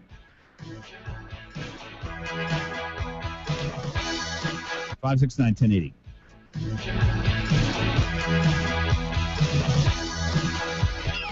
And now, the Fox News Business Report, brought to you by Mercedes-Benz of Anchorage. The best or nothing. From the Fox Business Network, oil prices are falling as the International Energy Agency lowers its forecast for global oil demand next year. The agency says oil demand in 2015 will grow by 900,000 barrels a day. That's 230,000 less than previously forecast. Following the announcement, the benchmark U.S. oil price has slipped to 5-year lows. And a new sign of weakness in China's economy. Chinese government data shows industrial production rose only 7.2% in November from a year earlier. October's factory output was 7.7%, and September's number was 8%. Last month, China's central bank cut interest rates for the first time in 2 years to support the world's second largest economy. And SeaWorld CEO Jim Atchison is stepping down. He has served as CEO and president since 2009. The troubled theme park operator says its chairman will serve as interim CEO effective January 15th. With the Fox Business Report, I'm Jolene Kent. This holiday season, give the most eternal, unique gift of the year. Name a star after someone. I'm Rocky Moselle with International Star Registry. For $54 and a call to 800-282-3333 or visit starregistry.com, we'll name a star after anyone on your gift list. The star name will be recorded in book form in the U.S. Copyright Office, and we will send an incredible personalized gift package. Call the Star Registry, 800-282-3333 or visit starregistry.com for the gift that shines forever. With KOAN News, I'm Chuck White. Anchorage police were investigating a non-fatal shooting that took place near an elementary school. They say a man was shot in the hand and wrist after he interrupted a burglary in progress at his home in Mountain View early Thursday. The shooting took place in the area, local elementary school, but a lockdown was not necessary. Upman Elementary School in Anchorage has sent a letter home to parents letting them know about the arrest of a teaching assistant on child pornography charges. Local investigators do not believe Daniel Allen Brown targeted any local pupils or used work computers for the alleged distribution. The owner of an Anchorage massage parlor is due back in court next week and charges she used Yin's massage therapy on Spinard Road as a front for sex trafficking. How uniquely clever. Yen Mei Tren Lao is accused of bringing women in and out of the state to work as massage therapists who doubled as prostitutes. That's your Hot Talk News update. Mostly cloudy today with a high 23. Then tonight, partly cloudy, low of 16. Tomorrow, clouds and sun throughout the day with a high 27. And partly cloudy with a flurry at night, low 24.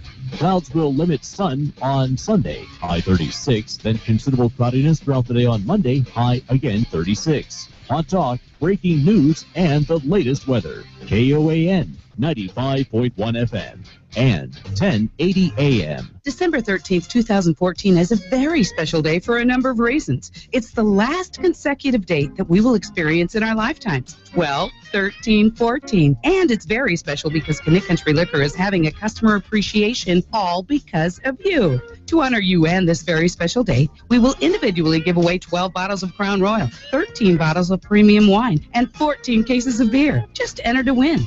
We will draw for these prizes on December 13th and make many of our loyal customers very happy winners. Shop and enter to win at any or all of our locally owned and operated tax-free locations. Mile 49 Parks Highway, Mile 4.5 Connect Bay Road, Palmer Wasilla Highway at Four Corners, and Cubby's Market, Mile 98.5 Parks Highway. We think you're pretty special every day, not just 12, 13, 14. No particular purchase necessary. Keeping the valley in good spirits, yeah.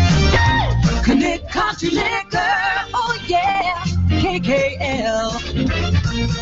Local news, weather, and the Dan Fagan Glen Biegel Show on Hot Talk. KOAN. Brought to you by Connect Country Liquor. With 4 convenient locations in the Valley and Talkeetna, you won't find a better selection.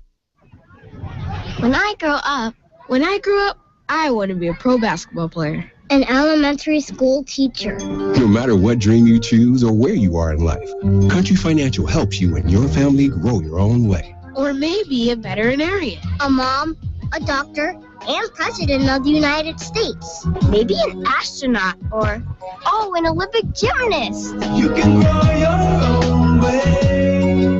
We know some dreams take a little longer to achieve, which is why your local Country Financial representative offers helpful advice on everything. From auto and home insurance to financial planning, education to retirement, and business insurance too, so that you can continue to grow and dream. Or maybe an accountant, like my dad. For more information, visit countryfinancial.com or call 1-866-COUNTRY. Country Financial. Grow your own way. Here's my good friend, Keith Montronock. Automotive repairs can be frustrating. Let me help. Call 349-1637. I have been in business for nearly 20 years at the same location. Specialty Truck and Auto is in South Anchorage behind the Long Branch Saloon where Diamond becomes Abbott. I have 6 ASE certified technicians working from 7 a.m. until 6 p.m. Monday through Friday. I have a voucher for any of the 6 Alaska Laser Wash locations for each customer. If you schedule ahead and need a ride when you drop your vehicle off, I may be able to help. Call Specialty Truck and Auto, 349-1637. You're on with Fagan and Biegel in the morning. Give him a call, 569-1080. KOAN.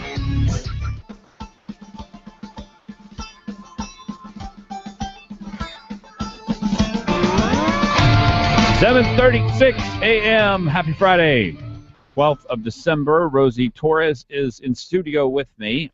And if you were to give a very short recitation, and you're listening to Fagan and Biegel here on KOAN, KVNT 569-1080, of how people would know you best, what would you say? Probably a mom. Okay. Active in church. Probably a mom. All right. Well, you've done things in politics too, which we talk a lot about that. What's your greatest success as a mom, or is it just surviving every day? Surviving every day helps. I know every mom probably says they have the greatest kids, but I've got great, respectable kids. So it's a challenge every day. I doubt myself every day. Like the saying of behind every great kid is a mom that thinks she's screwing it up. Mm-hmm. That's me. Yeah. You know, I really think, did you see Mom's Night Out, by the way, the movie? I did. It's so good. Isn't that? Yeah. Spot on. It just nails it. Yep. Yeah. And my wife said the same thing. It's so funny. And I know this comes from our society just beating upon women who decide they're going to be moms.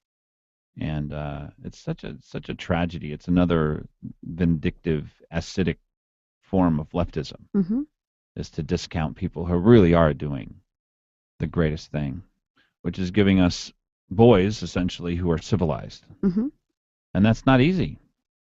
Very easy to translate a boy from a civilized human being into an uncivilized human being, or a louse, or a loser.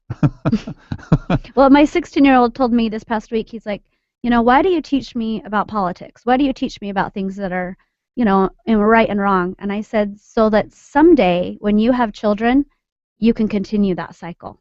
Because if I stop, what makes me think you're going to pick it up? Now, why does he think he shouldn't be taught about politics? He's a lot like me, where we feel that when we're given knowledge and truth, we're held accountable for that. And if we know something to be right, to go out there and share it. And, it's a lot of responsibility. Sometimes when you know something, you're held accountable for that. Sure. And he's an old soul, and he'll be great. So he would rather be ignorant and blissful. I think as a 16-year-old teenage boy, sometimes yes, but he's old for his age. So I like to think that's just human nature, but I hold him to a higher standard. Well, that sounds good. Sounds like a good citizen on his way out. I never did complete my thought on Romney. And the one thing that I want to challenge conservatives with is this. If Romney is our candidate in the next cycle, and I don't know that it's likely, I have no idea who would be. He certainly wouldn't be my choice. I always like Rick Perry's story, but he's going to have to really convince people that he's got his public speaking nailed down, meaning he's going to have to give the most rousing speech at the Republican convention. He's really going to have to blow the roofs off. Otherwise, people will just go, look, you've got to be able to speak well if you're a conservative. That's just a requirement. You're going to have to match Obama, essentially. But so he wouldn't necessarily be my first choice. But I will say this is a challenge to Republicans. And I don't really know any of these guys, but Dan asserts that they're there. If Romney is our candidate and we lose because a certain number of people don't want to vote for a Mormon, then I'm glad we'll lose. I can understand that. As a Mormon myself, I would never vote for someone just because of their religion. In fact, I've said this very vocally, and I've made some enemies on this. What's unfortunate is that I feel a lot of Mormons voted for him solely based off of that, which I think is no different than blacks voting for Obama. But 90% of Mormons are conservative. Yes, I believe that. Okay, yeah. So, I mean, that's a little different. I don't think 97% of blacks want a socialist form of government where almost nobody in an inner city has a job. But I don't think So the Mormon community voted for him based on my situation and experiences that I've had with friends and family. Do you think too. the vote could have been 90-10, though, 90% Romney, 10% Obama? Because that would have been an actual real representation of the population. I think that a lot of the time the Mormon community would vote solely for that reason. Yeah. Well, unfortunately, a lot of people do. Look, Mark Begich claims to be a Catholic. Ha. Ha. And so does Lisa Murkowski. Ha, ha, ha. You know, But I don't think Catholics are going around, I'm going to vote for Lisa or Begich just because they're Catholic. yeah, I don't know. I mean, I've heard in various circles, well, I'm comfortable because they're Catholics. I think, you know, there's a tribalism that infects everyone. It's just human nature to try and figure out because I think what a lot of people are trying to do here is intellectual escapism or just being lazy. Like, if I can find my place, then somebody else can kind of do all the groundwork and all the effort and all that nasty, ugly stuff, and then I'll just follow them. Mm-hmm. You know, it's like watching, I don't know, Honeman or Dick Cheney or Pat Flynn lead the assembly. You know, a lot of these people are just checked out when they're on the assembly, but they know that the left winger is right next to them, and he's done all the hard work. Like if Hollis French was around, that is a hard-working leftist. He knows what the left wing believes about any given issue. If you want to vote left wing, you just vote with Hollis French. It's pretty simple. It's not that complicated. So I think that's kind of normal. But I am going to throw out that challenge. If we're going to lose because people are going to vote against Romney, even though I believe he's the goodest man, the most good man who would have ever run for president, but you're going to vote against him because of some religious viewpoint that you either legitimately or even illegitimately hold, then I hope we do lose. So I want Republicans out there to know that I'm going to challenge you in a real way, because we don't deserve to win if that's who we are. A lot of conservatives claim... And really, it's not who we are. It's who 4 million, 5 million people are. Right. There are 4 or 5 million bigots out there who are not going to vote for a very good man because, and my guess is 99% of them have no idea what the religious differences are. They just know these people call themselves a different religion than me or a different sect than me, and therefore I'm not going to vote for them. They don't even know why. They're so checked out of the process. But I hope we do lose. If those 4 or 5 million people swing the election, then Republicans deserve to lose, and we should lose, and I'll feel better about it. Well, you know, when someone says, oh, I'm not going to vote for Obama because they're black, because he's black. People jumped on him, racist. You know, that is so wrong based on the... Who said that, by the way? You heard people? Not face-to-face, but I mean in the media, things on, you know, different things that are talked about. I'm sure there's people out there that have said this. I don't think that's any different than someone saying, well, I won't vote for Mitt because he's Mormon. I think they're both ridiculous. Yeah. And they should both be addressed. You know, you have these people that would say it's terrible to say that I would never vote for a black man, but then they'll turn around and say, but yeah, I won't vote for Mitt because he's Mormon. It's just hypocritical. I liked Herman Cain, who comes on before this program. He was one of my top picks. So I really don't understand people and their obsession with skin color, other than I know that the left, they're looking for some kind of basic tribal combat to go on, and that's the easiest way for them to convince people to participate in their cause. 7:44 a.m., Fagan and Biegel. Rosie Torres is in studio with me. I think Ryan McKee may be out for the day. Can we hear some more Boyce Avenue, by the way, when we come back? All right, I'm dedicating it to Boyce Avenue and my daughter Karina today. Stay tuned. When we come back? All right, I'm dedicating it to Boyce Avenue and my daughter Karina today. Stay tuned.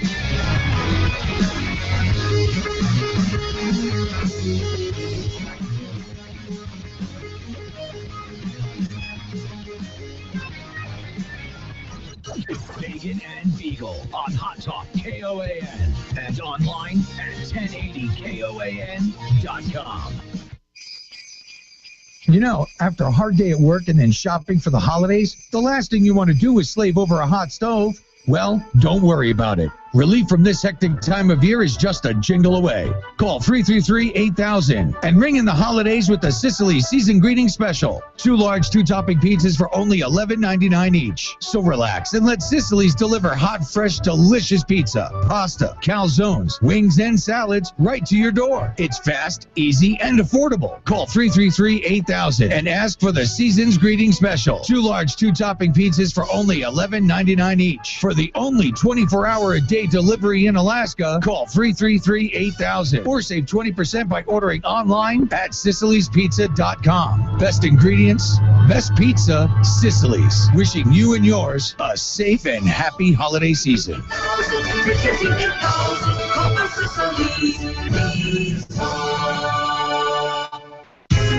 If you're ready for the movies, there's just one place to go. Check out movies8.com. It's showtime, movie times, previews, and more. Get tickets, win stuff, lots of information to explore. Great restaurants. Now you'll know just where to go before and after every show. Check out movies8.com. It's showtime.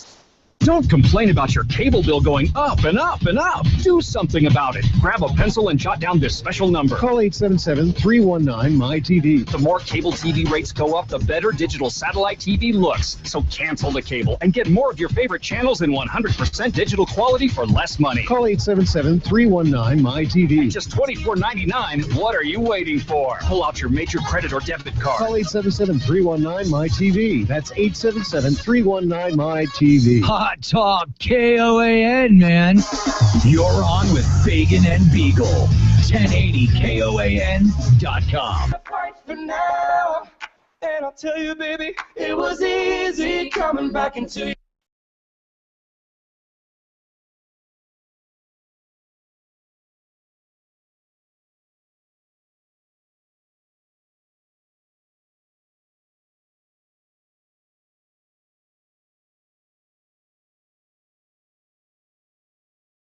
Listen to a song like 50 times in a row. Is that weird? Yeah, I don't. You never do that. No. When you first fall- hear a good song, that's normal, I think. That's not normal. Well, for a DJ, I would do that. Oh, you would? Well, maybe not 50. Okay, well, I probably did listen to this song at least 20, 25 times in a row yesterday. To be quite honest with you. And I replayed that part at 3:10. And you still want to hear it today after listening to it that many times yesterday. It's the weirdest thing. I could eat the same thing, McDonald's, every day. And I did. For like a year and a half when I was in college, I ate McDonald's 10 times a week. Yikes. So what do you usually get?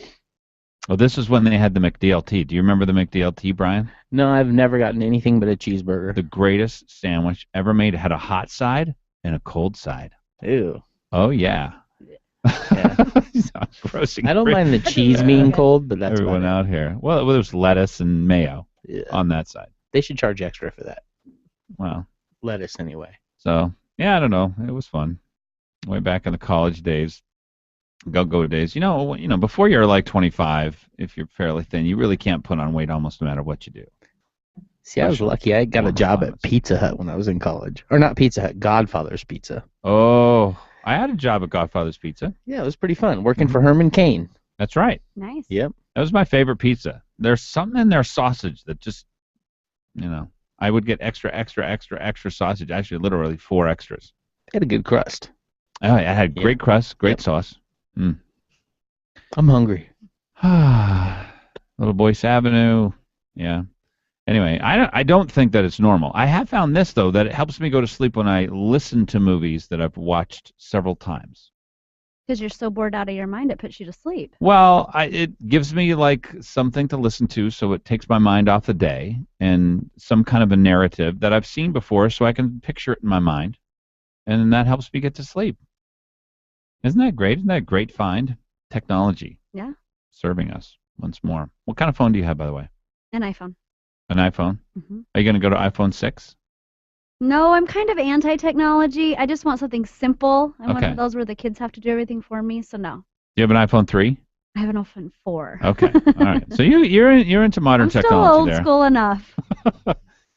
That's pretty recent. I'll give you a few stories here from the Alaska Dispatch News. Alaska's money managers top the oil industry in revenue. So the oil industry is usually where we get the vast majority of money coming into the state of Alaska. Not this year, and not for any of the years coming up. It looks like we may have switched for the foreseeable future, and that's to an infinite number of years because we don't know what's going to happen with oil. We don't know how much more oil. Maybe they'll open up Anwar. Maybe they'll open up offshore. I mean, we just don't know what's going to happen. So great things could happen. But this time, we got more money from the earnings of the permanent fund because had a great year in the stock market. And so we got more money from the earnings of the permanent fund than we got from our oil industry. That's a pretty shocking change. That is a pretty shocking change. But it does give you an indication, and I think this is what, if I may read into Alice Rogoff's paper and sort of what their purpose is here, they're letting people know, hey, folks, we've got to go where the cash is, and the cash actually isn't with the oil industry, with oil at $60, $65 a barrel. The cash is with our stock market investments, and we need to start taking that, which I do think that they'll do. 3 years from now, I believe that we will start using some of the earnings of the permanent fund, which is not a bad thing. It reduces how much we would get in a dividend check, and it reduces how much our permanent fund will continue to grow. But, maybe in the short term, 10 to 15 years, it'll get us out of. Maybe we'll open up Pebble, that kind of stuff. Do you think we'll ever open up Pebble? I hope so, but I think it'll be a long time. You think it'll be longer than a generation? If it opens, no. But if it doesn't, maybe not. Yeah. I kind of think it'll be around a generation, somewhere around that time. Long time. Well, we're going to have fairly dramatic changes. The EPA is going to have to lose power rather than gain power. They've been gaining power ever since the 70s when they were created. So they're going to have to lose power, which means Americans are going to have to change their view on this is the kind of government we want. These are the kind of fears that we think are real. Because the EPA's job is to manage fear.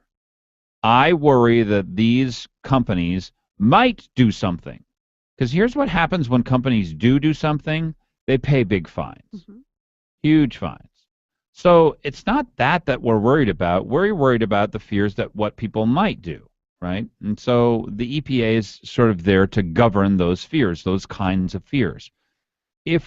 And fear is a very easily sellable, oh my God, could you imagine what the oil companies would do if we weren't looking after them?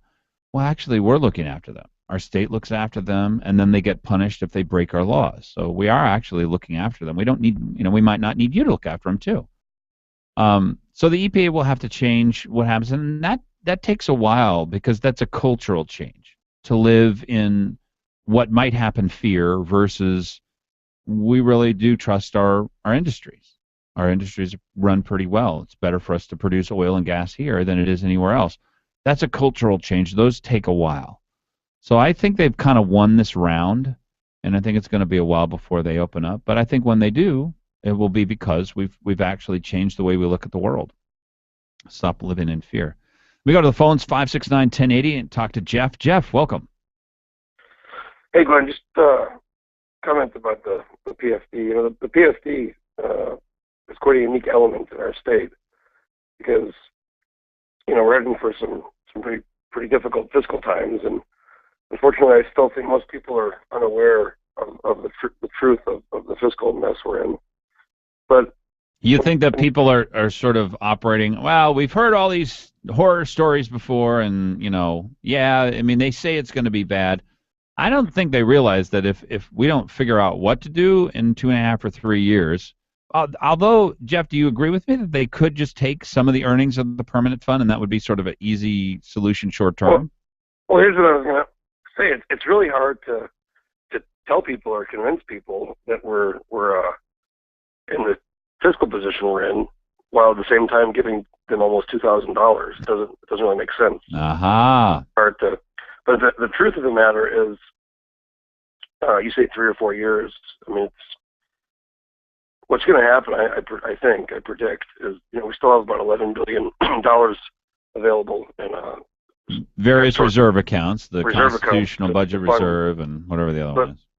But what people don't realize is, since ACES in 2006, there was 6 years of just massive, huge budgets, pumped up budgets that have put us in a position where, you remember Bill Walker said on some radio show he wanted to do a 16% cut, and people started, oh my God. Yeah, I think that was on Steeran's show, and what he said, he sort of walked it back and said, well, 16% over 4 years.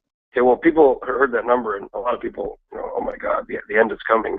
The reality is, at these low oil prices, you would have to cut the budget 50% to eliminate the deficit. Do you think people know, by the way, that that's literally not possible, that by law we are required to put a certain amount of money into Medicaid? So by law, we're not allowed to cut the budget 50%. Education would have to be reduced dramatically. The number of things which essentially are off the table. Even if we got rid of half the employees, many of which are duplicative, but many aren't, we're not even going to come close. We got to figure out some way to grow our way out of this, I think. Well, I mean, it'd be great if we can. I mean, even if you doubled production, which is not going to happen. At $65 a barrel, even if we doubled production, we still wouldn't be able to sustain the current level of budget. Hey, I'm looking for silver linings in all this, and Jeff Lanfield's on the phone here with me. One of the silver linings I see is we could probably cut 40% of the cost of education by giving vouchers. Do you think $400 million is going to be enough of a carrot to get the state of Alaska interested in school choice? Well, I think the school choice, I don't know as much about that as I probably should, but yeah. One thing regarding education, and this is really controversial, but some native corporations are even starting to talk about it, is consolidation of schools in rural Alaska. Right now, they're having the legislature many years ago decided that if there was at least 10 kids, the state would kind of go ahead and cover the cost of that school, which I understand is not so simple. I mean, a lot of times a school building is a lot more. Well, I want people to hear what Jeff just said. The state will support the creation of a school as long as there are 10 children. That's 10 children across 13 grades, kindergarten through 12. An entire school, an entire building, and however many teachers and administrators and whatever, you can imagine what the cost of operating that school is. And there are many schools that are just that size. The cost is staggering. And the issue here, and I understand this, a lot of times a school is a lot more than a school in these communities. Yeah. Oh, it's always. This is the center of life in most villages. But the reality is we can't afford this anymore. So they're thinking of having boarding schools and getting kids to come to sort of a more centralized location? Well, I think boarding schools are a hard term to use because of this. Hey, Jeff, we got to go. Stay tuned, folks. Thanks for calling. Appreciate that. 7:58 a.m. It's Fagan and Biegel. Rosie Torres in studio with me. It's Friday. It's 7:58 a.m. It's Fagan and Biegel. Rosie Torres in studio with me. It's Friday.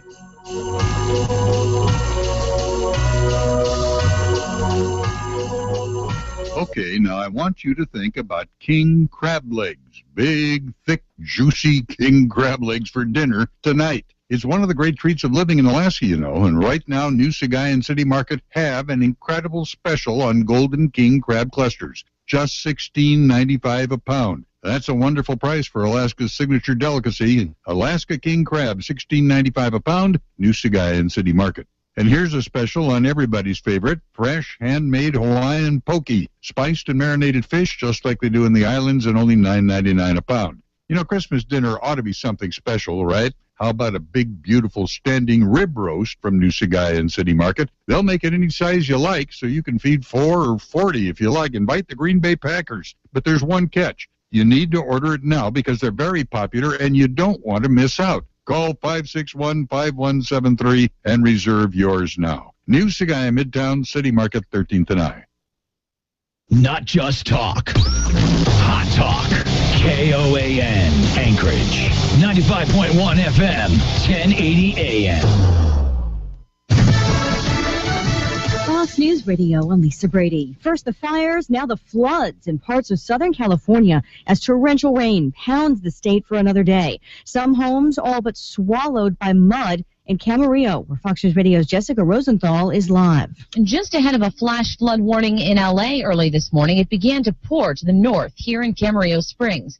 The steep hillsides behind the homes where a wildfire burned through a year and a half ago released mud and rocks, some of which crashed into homes below. In one case, it pinned 2 residents behind some furniture, and a third was stuck up on a counter in the kitchen in waist-deep mud. Firefighters were able to get in there and rescue them, according to Ventura County Fire Captain Mike Lindberry. Other places with similar hillsides and wildfire history issued mandatory evacuation orders as well, in one case before it started raining. Lisa. Jessica, thanks. Congress buys more time to finish a compromise spending bill that's angered some lawmakers on both sides. Fox News Radio's Rachel Sutherland, live in Washington. Lisa, the Senate is running on borrowed time after lawmakers pass a stopgap measure to keep the government open while the upper chamber works on the $1.1 trillion bill. The budget battle is revealing skirmishes within the Democrat Party. The White House feels that the only way they can get a bill is to go along with this. House Minority Leader Nancy Pelosi is opposed to provisions ending some restrictions on big banks.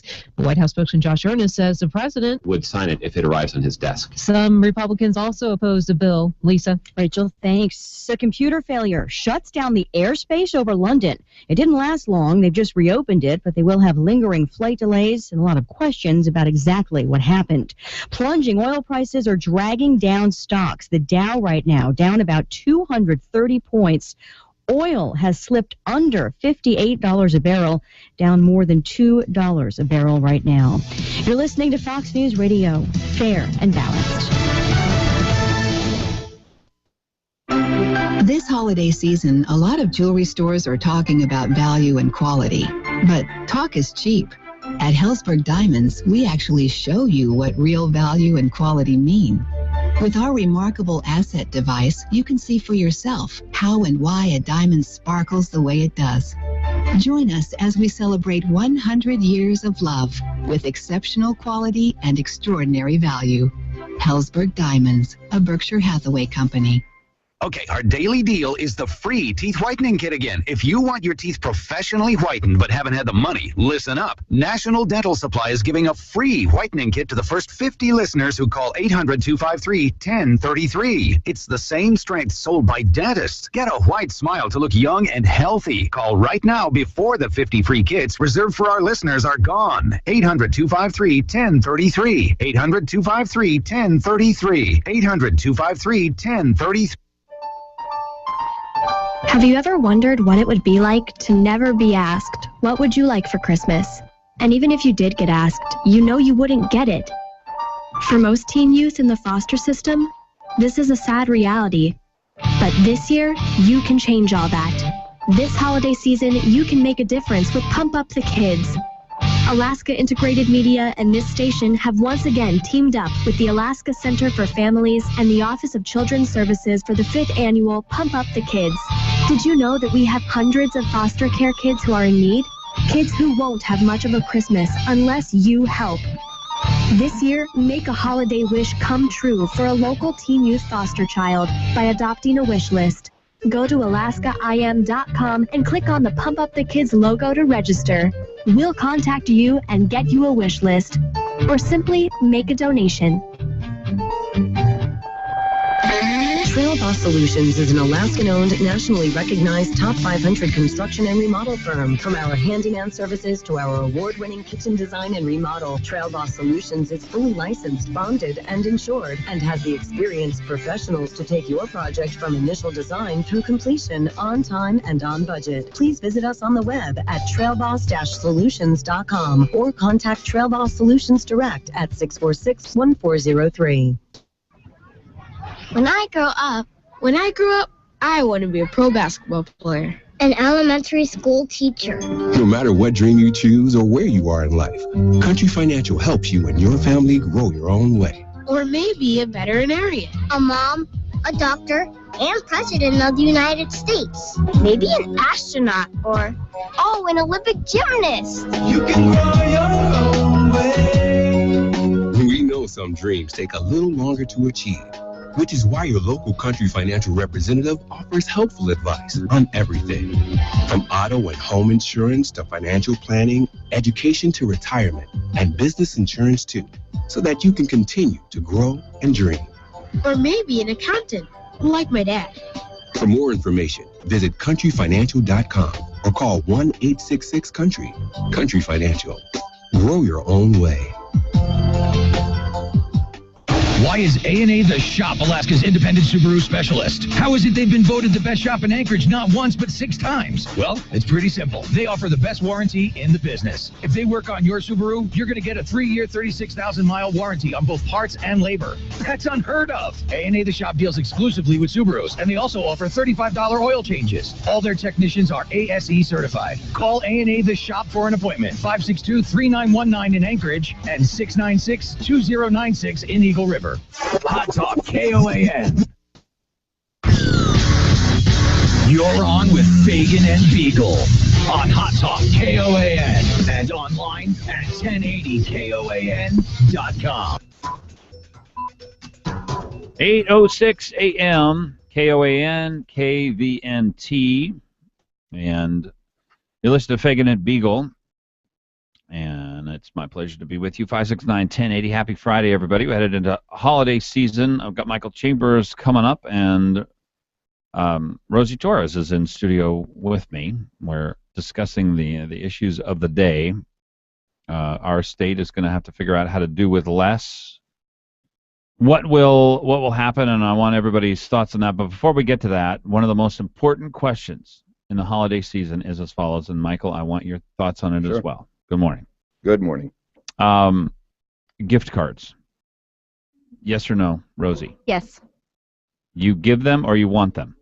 Both. You give them and want them. Okay, I'm actually going to check your female card at the end of the show. You know, Glenn, I think that gift cards are kind of a cop-out. You know, you're a no person. I'm a no person. I think you should get to know that person and cater that particular gift to them. And this is Michael Chambers. You'll recognize his voice, who's with United for Liberty, head of the Libertarian Party, and then, I don't know, you've done a whole bunch of different things. I think you helped C.N. Stevens for a while. Yes. Okay, so you've done it. So you guys are completely opposite. I'm going to check your man card, too. Brian, where are you at on this? Well, you know, I was telling you a story earlier about what I was thinking about Christmas. Yeah. And I was thinking of what I would get you, you know, and then I was thinking of Dan. And there's nothing I could get Dan but a gift card to Starbucks that he would even use. Oh. So in that case, yes. Okay, in specific instances where the person is just not going to use whatever you give him. Yes. And he probably wouldn't use that either.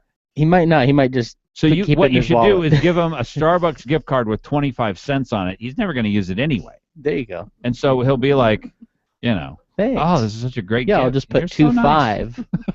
a little tiny dot right before the 2. I cannot believe that people have such disagreements about this. Because I'm thinking all I want is a gift card. Because I can go buy the thing that I want anyway, better than anyone else can, and everybody else totally rolls their eyes at me. All these females that surround me, oh, you just don't think about the other person at all. Like, but if you thought about them and then gave them something that could have been the wrong brand, the wrong size, who knows what it is? All you've done is make their life worse, not better. My mom said this week, she goes, I don't know what to get the kids for Christmas. And I said, just get them a gift card then. That's what they want. And she goes, but that's not fun. Get them gold bars. Yeah, it might not be fun, but it's fun to them. They'll be happy with it. All right, 569-1080. We got Michael Chambers with United for Liberty, but we're talking gift cards right now. Rosie Torres as well. Fagan and Biegel on the air here on KON KVNT. Jim, welcome. Yeah, good morning. I wanted to thank Dan and you, Glenn, for having women guest hosts on your program. It's encouraging to me to hear their take on where our country needs to go. Some conservative women out there, aren't there? You bet, and it does give me hope. One question I hadn't heard about Bonnie. Is everything okay there, or what's happening there? Well, unfortunately, she had her last day with us. So okay. Well, I don't need to know anymore, but I hadn't heard. So, and the next question would be for Rosie. Within her political circles, does she see Article 5 of the Constitution coming into play to help us to get our country back. And if you don't mind, I'd like to hang up and listen off the air. Thank you, off Jim. The phone. Thank you. You know what Article 5 is? Is he talking about the United States Constitution, Constitution. the Organization state. of the States, yeah, whatever it is. If it Convention of the worked, I think it would be fantastic. Do I believe that there will be enough people to join to make that happen? No. And do I think there's enough people in D.C. following the Constitution now that all of a sudden they have this council Convention of the States, yeah, and then they're they gonna make up listen some to that new now? rules? No, I don't think they don't listen to the rules now. Well, let me get your take on this, by the way, Michael. Yeah, sure. You know, actually, I kind of agree with Bob Bird down in Kenai. He says that, you know, if we were actually following the Constitution, maybe we should follow it first before we start fixing it. Before you need the Convention of the States. Well, here, my thought is that the most important part about the Convention of the States is the process. Because in the midst of the process, you know, until the Declaration of Independence was written, probably most people didn't know what all the sins of the king were. That's absolutely true. Right? Absolutely. I mean, they would have had no idea because they didn't have good papers and all that. But if you have a lot of people sort of walking you through, here's how much the EPA has shut down of Idaho and all different kinds of places, it's very important for people to know the sins that the government has done. So a public movement, they have a power and a purpose in and of themselves, even if you don't win in the end and you don't need, and we just start following the Constitution rather than having to have it, if we start cataloging the sins of the federal government. Well, you know, also, Glenn, you know, they froze the House of Representatives back in, I think, the 1920s. Oh, turn your mic towards you, by the way. Yeah, okay. And, there you go. That's it. So they froze the House of Representatives at that particular time. It was about like literally froze, put them in a freezer. Yeah, froze? I think that maybe they should have, but basically. Oh, they froze the number. The number. Yeah. So the number of people who vote for a particular representative modifies, but it stays at 430. Right, and it was approximately 30 to 50,000 voters then. Today, it represents 700,000 voters. So, you know, the Article 5 convention actually brings we the people back into that Could process. we get a second representative if we just had a few more kids around here? Yeah, we could. All right, let me go to Jay. Jay, welcome to KOAN, KVNT, Fagan and Biegel. You're on with Rosie and with Michael. Hey, thank you. That was a great question. Listen, I've got two comments, and I'll do the same thing. So first one on gift cards. Yes. They're a scam. 10% of gift cards never get used, and so when you buy it, there's 10% profit. I prefer greenbacks. You stick them in the card, hand them out. You don't limit them to the store. You don't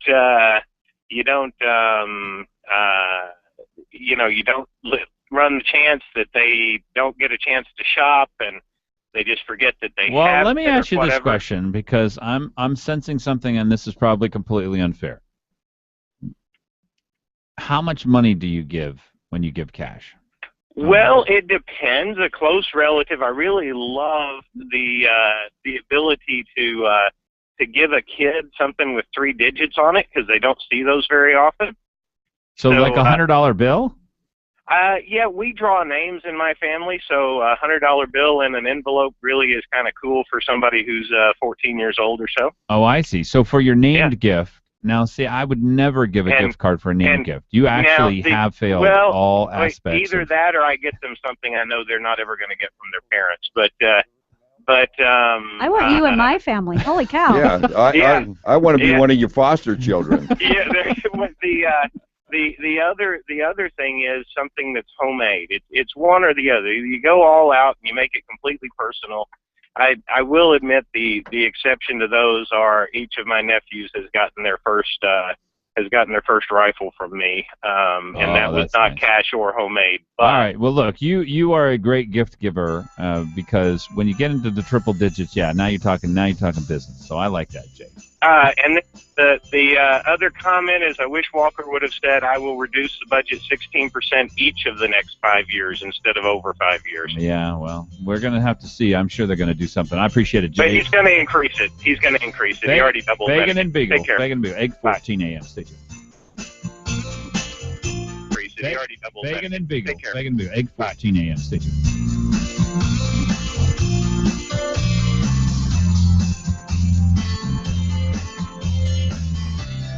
Don't just sit there. Give them a call.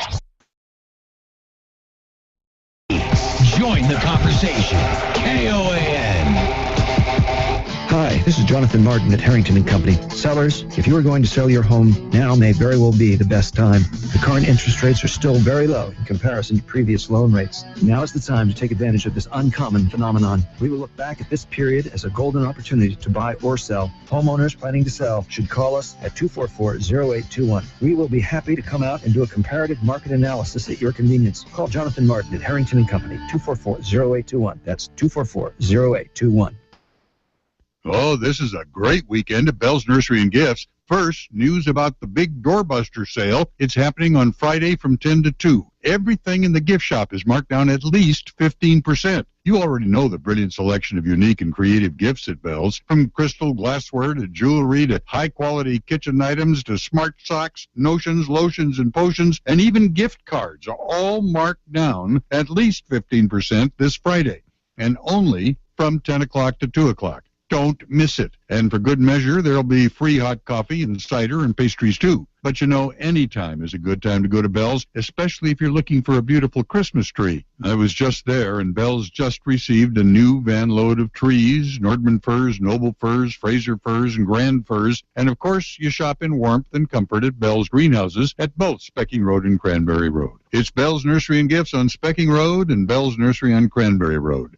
Big doorbuster sale Friday at Bell's. Hanukkah, the Festival of Lights.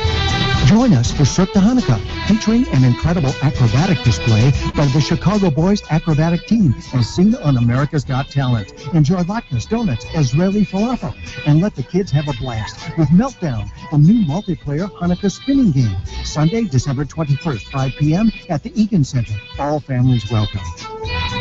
Tickets at the door or online at alaskajewishcampus.org. Happy Hanukkah to all. You're on with Fagan and Biegel in the morning. Give them a call, 569-1080. KOAN.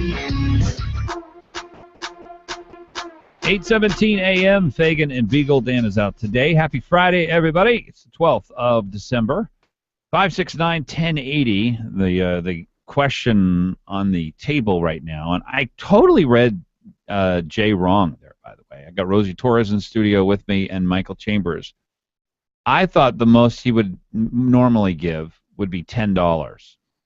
And I thought, you know, you just never give somebody a $10 gift card. That would never happen. You know, you're going to be in the 15, 20, 30, $50 range for the most part. And so I thought he was being cheap and lazy. But you guys totally disagree here. Is that what I'm reading? Yeah. Yeah? But you know, they make it convenient now with those gift cards. They have the price already up top of how much it's on. Uh-huh. That kind of makes it easier too. You're not just buying a gift card and putting money on it. It's already on. You just pick the one you want to give with how much. You've made it convenient. Oh yeah. I'm surprised you're a gift card person. Yeah. I'm simple. It's easy. I'm all about gift cards too. But I agree with you, Michael. Part of Christmas is unwrapping something. Absolutely. Well, not only that, wrapping it up. Like I was mentioning during the break, I'm into those ribbons and I'm into those bows and I'm into competition, putting that prettiest present under the tree for the people that I love. And you know, I've just had a hard time wrapping up a gift card. There's just not enough surface there for me. You can put a gift card in a box and still wrap the box really pretty. There you go. What about this idea? What about you have an electronic, like a video game or something like that, and inside the video game are actual real live gift cards? Like if you get all the stars in Angry Birds. Not that I've ever done that. Yes, I do. I'm really good at Angry Birds. I'm very proud of that.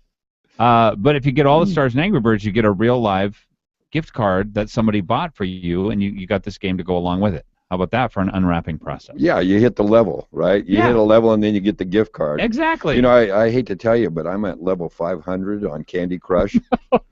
I'm telling you. Well, I don't get Candy Crush invitations from you though, so you're not my problem. Yeah, there you go. I may have to defriend somebody over Candy Crush, and he's a deacon in the Catholic Church. So maybe I should add him. You can invite him, and he can invite you. There you go. Level 5. That sounds like it would take a while. It sounds like you've wasted a good portion of your life here. I'm telling you, I'm a professional at wasting my life. You do a great job posting on Facebook every now and again. You've passed a certain level. It's been tough. I'm telling you. Yeah, I'm proud of myself. What was the hardest level out of the 500? Oh, goodness. We won't even go there. See, this was the test that I had for him. It was level 474. Yeah, there's no doubt about it. You know what? When you said that, I was thinking, I think it's 470 something. It's something. I remember. Yeah, it's terrible. Level 500 is terrible. So, you know, I think it's masochism myself. No. We want to be distracted. We're the distracted generation. Oh, absolutely. And to have your mind busy with something, because this is my whole theory on video games, is that a boy's mind does not distinguish between accomplishing virtual things and real things. You know, the fact that you wiped out a whole nother kingdom and you took over their castle and now you're making other castles, you know, that your mind doesn't really distinguish between whether that happened for real or whether that happened in a game. And so it's like going to work. It's like going to battle. It's like being a king. Mm-hmm. And there's nothing more addictive than that. Oh, I agree. Now, I'm interested in this, Rosie. You have a number of boys, and my thought is I've got to expose them to video games and get them through that addiction while they're under my care and show them you have not earned any money. You are not going to have a living. You have to get over this at some point. It's not real. Let me bring you back to real life here. I'm trying to find that healthy balance. I've got 3 boys. Sure, they're interested in video games. A lot of boys as they are. How do you find, well, there's also a life out there, and when you're 26, 27 years old, I don't want you living in my basement still playing video games.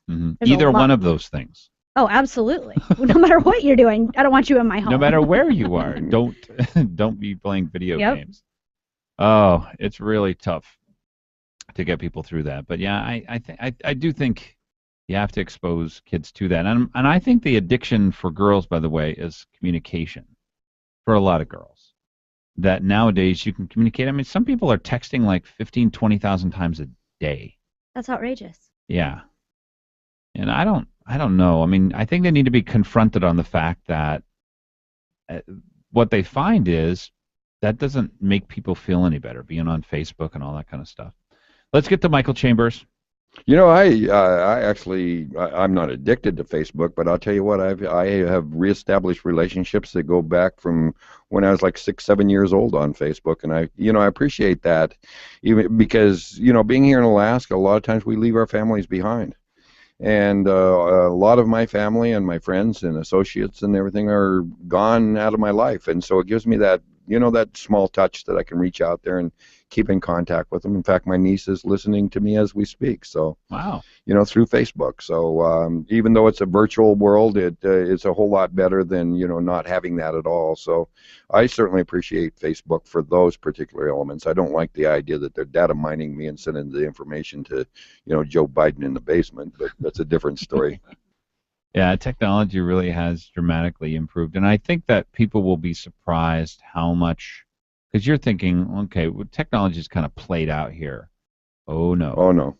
Education, there's a prime example. Do you agree with me that is the next? It is. There's no question. That's the killer app for education. Absolutely. Absolutely. If I was an educator, I'd be out there working on a thesis on online that I could put out and get into the free market. And here in Alaska, I mean, my goodness, we already have virtual reality and education, and we need to push that substantially, and because we're going to get a better market. And I would like to see a child that's 12 years old and they're getting their master's degree at the university, because why should they be bound to a particular age just because they have to be locked in a mediocre system that's looking for homogenize everybody with a common core and all that, where the virtual schools will let a child excel at their benefit, and so I look forward to it, and I think in 5 years you're going to see it. Yeah, in virtual reality, you essentially have an unlimited number of speeds that kids can go Absolutely. through, and unlimited number of environments that they could learn in, methods. They could learn auditorily or tactily or visually. I don't know. I agree. I think virtual reality is where education is going to be headed, and it will dramatically decrease the cost Well, you know, Bob Ross in art, he's been doing that virtual reality, you know, painting happy trees for years, you know. And people have been following that. So, you know, I think Is that, he the guy with the crazy curly yeah, hair? Yep, yep. Is that right? I haven't watched him when I was little. There He's you go. entertaining. Yeah, absolutely. And, you know, there's a certain element of entertainment that goes with education. You know, so you know, I'm looking forward to it. I have a really excited thought process. Of course, with libertarians, we've been you know, pushing you know, free markets and education for 40 years. I was in Delta Junction in the teachers' lounge talking about, you know, parental choice in education in 1980. The principal said, "Well, I'd lose my job," and I said, "No." At that time, I was recognized as the Educator of the Year in the Delta Greeley, and I said, "No, you would lose your job as the administrator." Well, that's for sure. One of the things that is dramatically different between private schools and public schools is the level of the number of administrators. Absolutely, Yeah. absolutely. Actually, they just don't have the money for it, and the thing is that, as it turns out, in Holy Rosary, where my kids go to school when they get a little bit older, they go to homeschool for a while.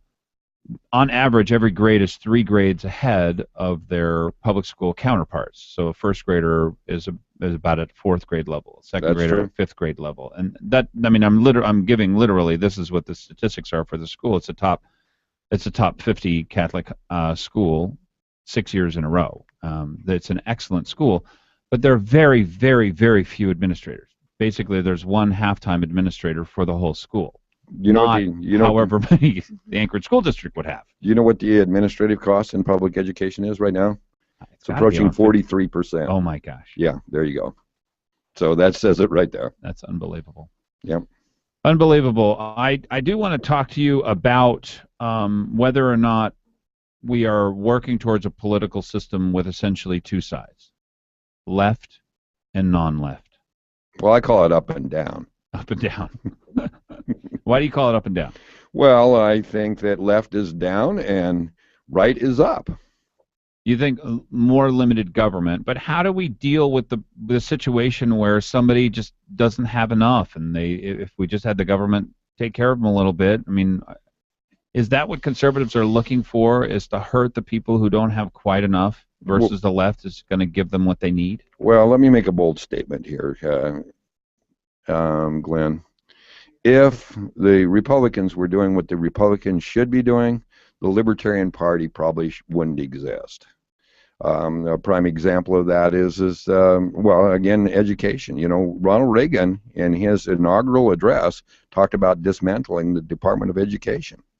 You know, so when you're talking about, you know, it's interesting that I saw a sign that says, they have signs in the national parks that say don't feed the wild animals because they will become dependent and will not be able to feed themselves. And I mean, that just tells it right there. You know, the more you give somebody, the less they're going to do for themselves. Michael, you don't believe that the Republican Party will stand up there and give an address on abolishing the Department of Education? Really? Well, if you look at historically, Ronald Reagan in 1982 put in his inaugural address, and it was on the platform of the Republican Party, and then it was dropped from the Republican Party. George Herbert Walker Bush dropped it. Newt Gingrich funded the Department of Education to the tune of $71 billion now. Wow. And then Bob Dole in 1996 brought it back up again, abolishing the Department of Education, and now it's brought back into the fold. So it seems like the Republican Party ebbs and flows, and I would wish that they would be much more principled, stand up and say, you know, instead of fighting Common Core, which is just eating the cheese, let's take the vehicle away from them, which is the Department of Education.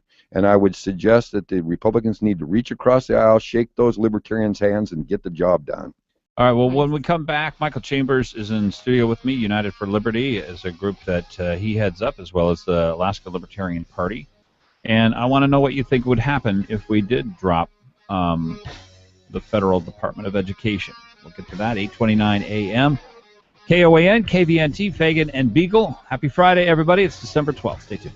AM, KOAN, KVNT, Fagan, and Biegel. Happy Friday, everybody. It's December 12th. Stay tuned.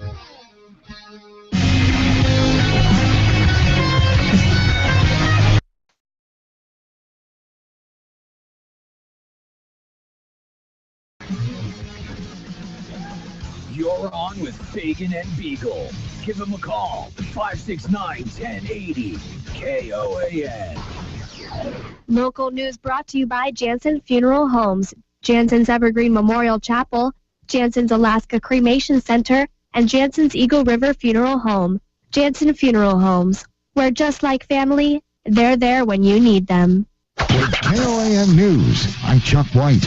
Anchorage police were investigating a non-fatal shooting that took place near an elementary school. They say a man was shot in the hand and wrist after he interrupted a burglary in progress at his home in Mountain View early Thursday. The shooting took place in the area, local elementary school, but a lockdown was not necessary. Anchorage has released its budget request for the upcoming legislative session. The city is seeking $680 million in state funds for local construction projects. Finally, as Ann Kenda puts it, even scammers are getting into the holiday spirit. Holidays are prime time for scammers, according to the Better Business Bureau. They say to be wary of buying gift cards from suspicious sources. Scammers can easily transfer funds off a gift card that initially appeared to have a verifiable balance. This time of year, there's also an uptick in fake charities, e-cards with viruses, and pickpocketing in crowded malls. That's your Hot Talk News update. Mostly cloudy today with a high 23. Then tonight, partly cloudy, low of 16. Tomorrow, clouds and sun throughout the day with a high 27. And partly cloudy with a flurry at night, low 24. Clouds will limit sun on Sunday, high 36. Then considerable cloudiness throughout the day on Monday, high again 36. Hot Talk, breaking news, and the latest weather. KOAN 95.1 FM and 1080 AM. Happy holidays from your family at Worthington Ford. We wish you and yours all of the health and happiness in the world. Please be safe this holiday season, like Grandpa always said. Hey, if you drive, don't drink. If you drink, don't drive. We love you. A better life with Dr. Sanjay Gupta. There are over 1 million people living in the United States right now with HIV or AIDS. And about a quarter of them don't even know they have it. I'm Dr. Sanjay Gupta, CNN's chief medical correspondent. The U.S. Preventive Services Task Force is recommending that all Americans aged 15 to 65 get regularly tested for HIV. That includes people in committed relationships. The group points out that there's always an off chance that your partner stepped outside the relationship at some point or used IV drugs without your knowledge. Since there are very few early symptoms of HIV, they stress that you're better off knowing before it's too late. If detected early, you can avoid complications and begin drug therapy that makes it less likely to transmit the disease. Screening for HIV is just a simple blood test to be done at your doctor's office during your routine physical. So there's really no reason not to get tested. I'm Dr. Sanjay Gupta, helping you live a better life. Owning and caring for a home comes with a lot of to-dos. Tune up the furnace, clean the gutters, remodel the kitchen. Whatever your home improvement need, Home Advisor can help you find a pro you can trust to get the job done right. Go to home.homeadvisor.com for instant access to top-rated pros in your area, including electricians, handymen, plumbers, whatever type of home pro you need. And Home Advisor is absolutely free to use. At Home Advisor, you don't have to search through a long list of pros. With just a few clicks, Home Advisor matches you with pros who provide the exact services you need. You can read customer reviews of the pros, even use the cost guide to find out what hundreds of other home projects cost in your area. And because Home Advisor knows it's important to find a pro you can trust in your home, they conduct background checks on their service professionals. It's just one of the reasons more than 25 million homeowners have used Home Advisor. Go to home.homeadvisor.com to find the right pro for your project. That's home.homeadvisor.com. When I grow up, I want to be a pro basketball player. An elementary school teacher. No matter what dream you choose or where you are in life, Country Financial helps you and your family grow your own way. Or maybe a veterinarian. A mom, a doctor, and president of the United States. Maybe an astronaut. Or, an Olympic gymnast. You can go your own way. We know some dreams take a little longer to achieve, which is why your local Country Financial representative offers helpful advice on everything. From auto and home insurance to financial planning, education to retirement, and business insurance too, so that you can continue to grow and dream. Or maybe an accountant, like my dad. For more information, visit countryfinancial.com or call 1-866-COUNTRY. Country Financial. Grow your own way. Glen Biegel, you have beautiful teeth. Why, thank you, Dan Fagan. That's because my family and I have gone to Dr. Dan Kiley for years. I get scared at the dentist. Dr. Kiley knows people like you are afraid, so he creates a relaxed atmosphere at his office. People actually like going to the dentist for Dr. Kiley. I know it's important to have good dental health, and you look better with good teeth. And Dr. Kiley offers cosmetic dentistry along with general care. Visit Dr. Dan Kiley at lakeotisdental.com. Call him at 562-9209. I couldn't get any bigger.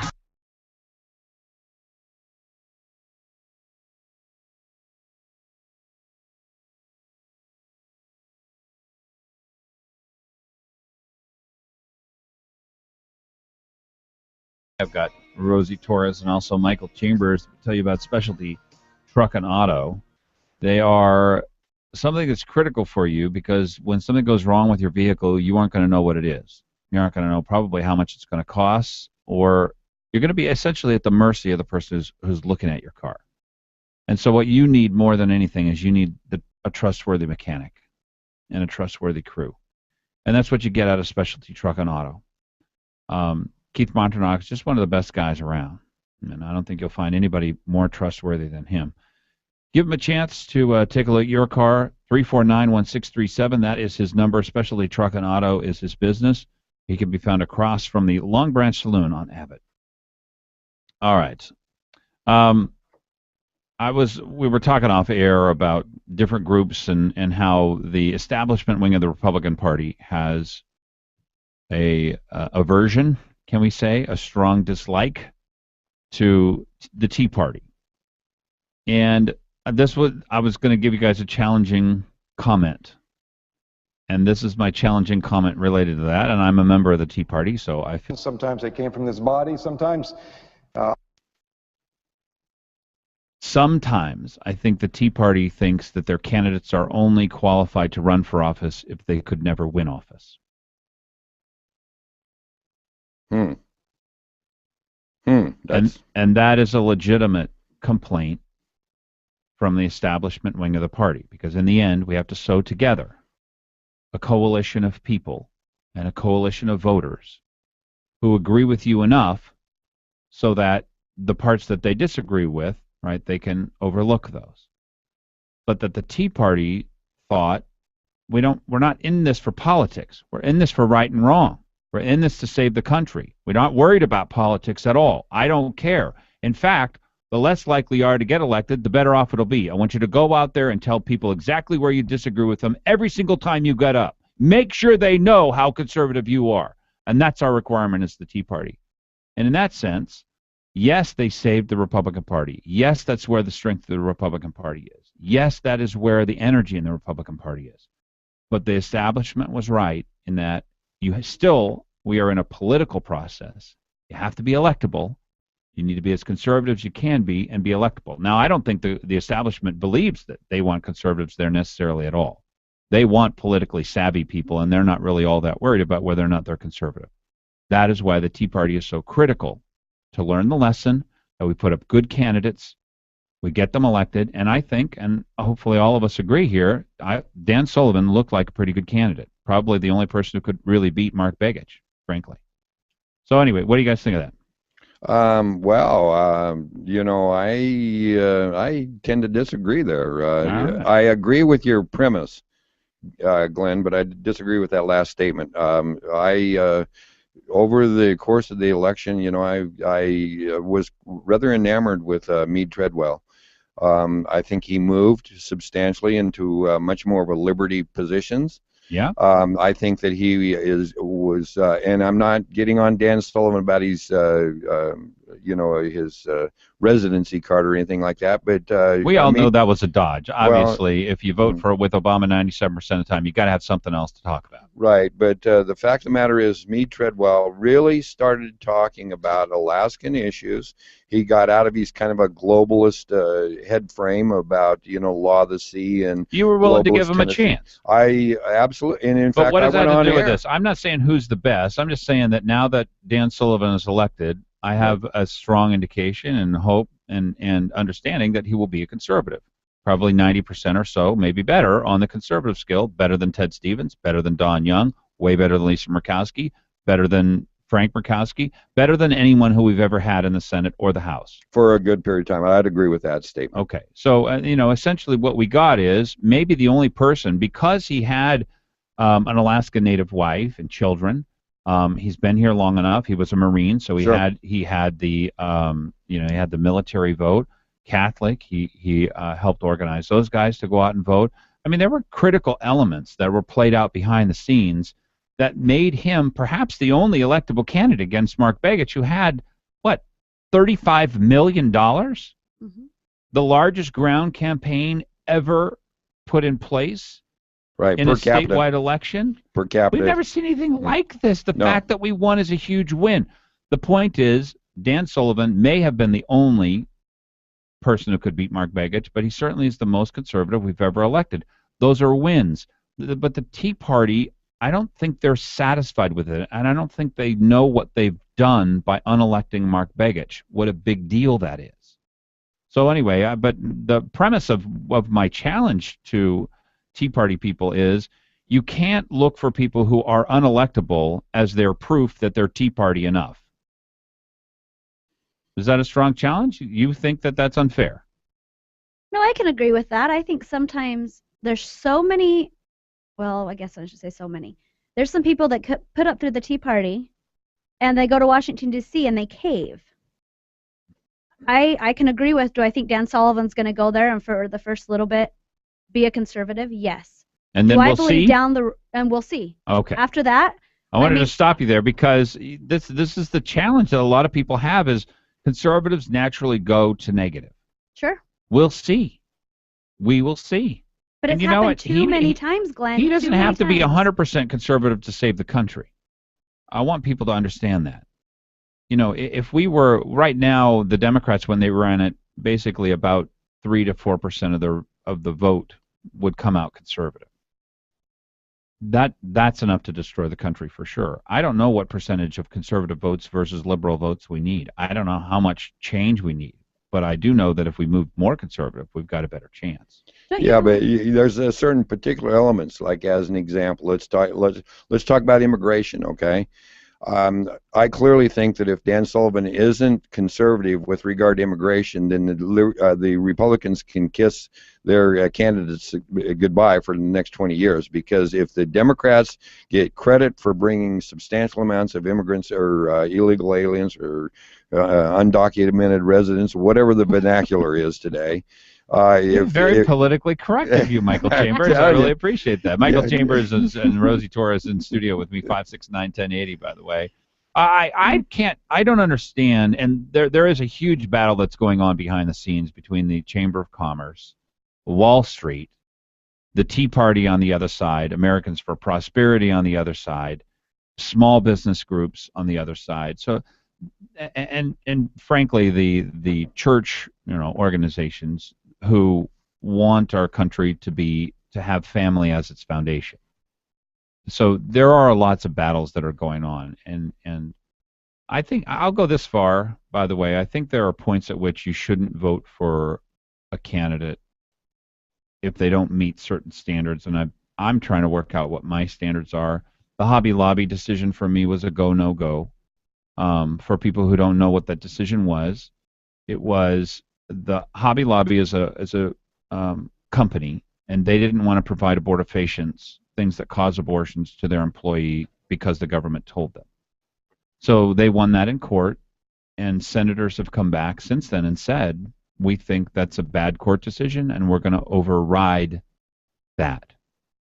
That's a go, no go, because now you're talking about stripping people once they go into the marketplace, stripping them of their religious liberties. And that is, what's the purpose of having a country if it's going to strip you of religious liberty anyway? Rob, if you'll hold on for just a minute, you might give your number to Brian, and he will call you back if you can't hold on. 8:44 a.m. It is Fagan and Biegel in the morning, KON, KVNT. 569-1080 is our number. Love to hear from you. Happy Friday, folks. 569-1080 is our number. Love to hear from you. Happy Friday, folks.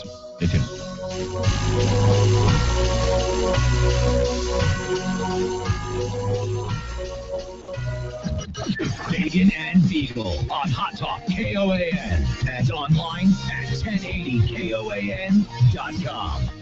There's a part of our world that we pay little attention to. Here, an ant drags a seed 5 times its own size, and a bee sips from a drop of dew. And down here, toxic chemicals and carcinogens are leaching into our environment. They come from objects that we look past every day. Littered cigarette butts. Let's stop the toxic litter. Learn more at rethinkbutts.org. Brought to you by Legacy and Leave No Trace. This is Herb Ekman, is my son Martin. At Alaska Sausage and Seafood, we offer gourmet products to help you celebrate the holidays. We have our delicious whole smoked turkeys for your Thanksgiving or Christmas dinner. Reserve yours today because the supply is limited. You know, when Dad started Alaska Sausage and Seafood over 50 years ago, he made amazing German potato sausage just for the holidays. And it's become a tradition for Christmas breakfast ever since. And you'll find it in our store again this year. Of course, all of our products are locally made right here at our Anchorage facility. We've maintained high quality and excellent products by sticking to the recipes that Dad used when he started Alaska Sausage and Seafood. Remember, we also have gift packages made with our wild Alaskan smoked salmon and gourmet sausages with reindeer, ready to ship to your friends, relatives, and business associates all over the country. Our gift packages come in all sizes and fit every budget. To order in time for Christmas, call us at 562-3636, stop by our retail store, or visit us on the web at alaskasausage.com. And may you all have a happy holiday season. Hey, if you think all you need to know about beer is how to pop the top off the can, go to worldclassbeer.com. There's a whole world of beer out there, and worldclassbeer.com can help you navigate it. Learn the difference between an ale and a lager at Beer U. Get descriptions of all the craft beers and learn why they're so different. And when you see one you'd like to try, the Beer Spy Locator can direct you to the closest store. Worldclassbeer.com, designed to help you get closer to your beer. Brought to you by the Odom Corporation. Always drink responsibly. You're on with Fagan and Biegel on Hot Talk KOAN and online at 1080KOAN. 8:47 a.m. Happy Friday. It's December 12th. If you are keeping track, getting close to the holiday season, Michael Chambers with United for Liberty is in studio with me, Rosie Torres as well. Let me tell you about Country Financial. They've been protecting you and protecting your future for a lot of years, 85 years in the business. It's a large national company, but the group that is here in the state of Alaska, led by Mike Daniels and his team, it's just a great footprint. You can find them in 15 different locations all over the state of Alaska, 5 here in town, 5 in the valley, but all the way from Kenai up to Fairbanks. You give them a call, and what you'll find as you go through the process of looking at your life, you think about what your responsibilities are and then what your hopes and your dreams are. And they help walk you through a plan and get you into a plan that makes both of them come true. 866-COUNTRY is their number, 866-COUNTRY. Again, in studio, Michael Chambers, United for Liberty. Rosie Torres is here as well. Let me go to the phones. Talk to Rob, 569-1080. Rob, welcome. Oh, did we lose him? We just lost him, too. That's the sad thing. Give us a call back, Rob, if you get a chance. We are talking about what kind of drives the country. I'd like to bring it back down to our state, if I could.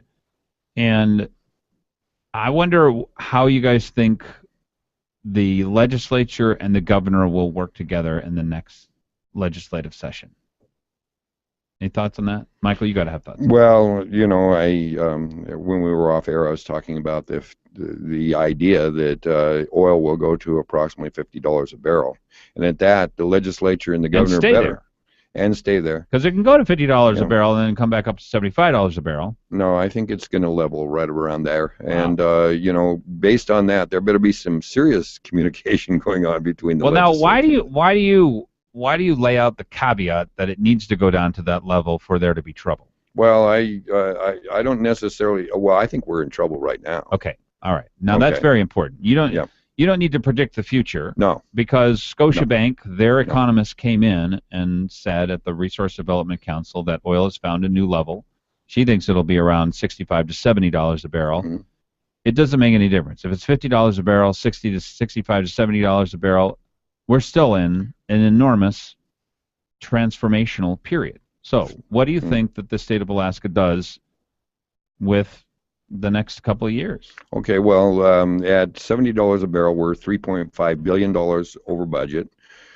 We have $11 billion in our budget reserve, so within about 3 years, the budget reserve will be completely eaten up. We can't institute a income tax here in the state of Alaska because we actually don't have the population base for it. It would Will they cost take way the too much. permanent fund? Will they take Absolutely. the earnings of the permanent fund? Absolutely, they're looking at that. That's where where they're Absolutely. going. Absolutely. I think that's true. Yeah, absolutely. And the question is whether or not they need the constitutional amendment to get it. I don't know if that's been answered or not, because don't the think citizens of the state of Alaska are, that's going to be a hard sell to ask them to give their money back. So whether or not they do or not, I don't know. Well, let me go to the phones here and talk to Rick. Rick, welcome to the program. Good morning. Hi. Good morning. Hey, the establishment Republicans. You said most electable. Well, who determines who's most electable? No. I didn't say And what most is the electable. Hold on, Rick. criteria for that? Let's make sure that we got what I did say. I said that one of the complaints from establishment Republicans, which I think was legitimate in some cases, is that the only people that the Tea Party found acceptable were people who were unelectable, not the most electable, because that gives you the sense that there are multiple people who are electable. We want the most conservative electable candidate.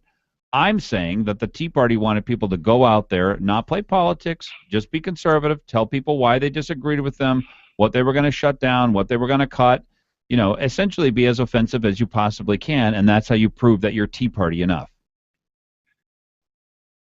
I still want to know what are the criteria for the most electable and who determines the criteria. Well, I don't know. I guess polls, but your ability to be a disciplined politician is usually a very important part of being electable. Well, I would having like a to good offer, message. I'd like to offer that it's who the criteria is set by the establishment, and if the establishment says that you're unelectable, then you're unelectable because they won't vote for you. Yeah. Well, look, And they won't support you. that's a great challenge, and I don't know who sets that. I just accept that there are standards. The problem I really have, Rick, is Tea Party people are not in the movement to be political. They're in the movement to be right. The problem is we are fighting political battles because that's the way that our country was set up. And so if we don't win political battles, then we lose our rights. So in what the Tea Party would say, the negative Tea Party is they'd say, well, it doesn't matter if we win political battles because we still always lose. That's not true. Ted Cruz is not a lose. Mike Lee is not a lose. I don't think Dan Sullivan is going to be a lose in most people's minds. And Well, it shouldn't Ronald be in the Tea Reagan Party. wasn't a lose. Ronald Reagan wasn't a lose. In other words, But politics the establishment has... fought him for 3 election cycles. That's right. No, I agree with you. The establishment is not a very good measure of whether or not we should elect people. But there have to be some measurements as whether or not somebody is electable. Discipline in your message, a compelling personal story. I mean, these are the sort of the things that a lot of people look toward. I don't know that it's necessarily how conservative you are, but you can't have a lot of skeletons in your closet because the media is going to wipe you out. Well, You one understand what more I mean? thing before I go here. During the election, Biegel was hammered for his first vote in the Senate for Harry Reid. Yeah. And I suppose we're going to kind of eat some crow when Mr. Sullivan makes his first roll call vote for McConnell. Well, you think that Reed and McConnell are the same then? That's a horrible question. Well, that's my job, is to answer horrible questions. All right, I'm driving. I appreciate it, Rick. Thanks very much. All right, good you morning. think Reed and McConnell are the same, Michael? Rick was right. That's horrible, but no, they aren't the same. No. And you know why they're not the same, by the way? And most people don't know this, because honestly, we can't keep track of politics this closely. Reed was the most dictatorial person we've ever seen in the history of our country in the Senate. Absolutely. Ever. He would prevent people from being able to speak. He would prevent bills from going through. He would stop them in committee. He would limit debate. He would prevent. I mean, for 4 years, essentially, we did not have an amendment on the floor on a bill. No. Other than, I think, twice. That this is what Biegel tried to sell when he was on the program here. On a farm bill, they limited it to a certain number of very germane or, non-controversial amendments. No, there's no comparison. Anyway, so yeah, no, I totally agree. Reed is a completely different person. The Democrats are totally different than McConnell. Not totally different, but hopefully different enough.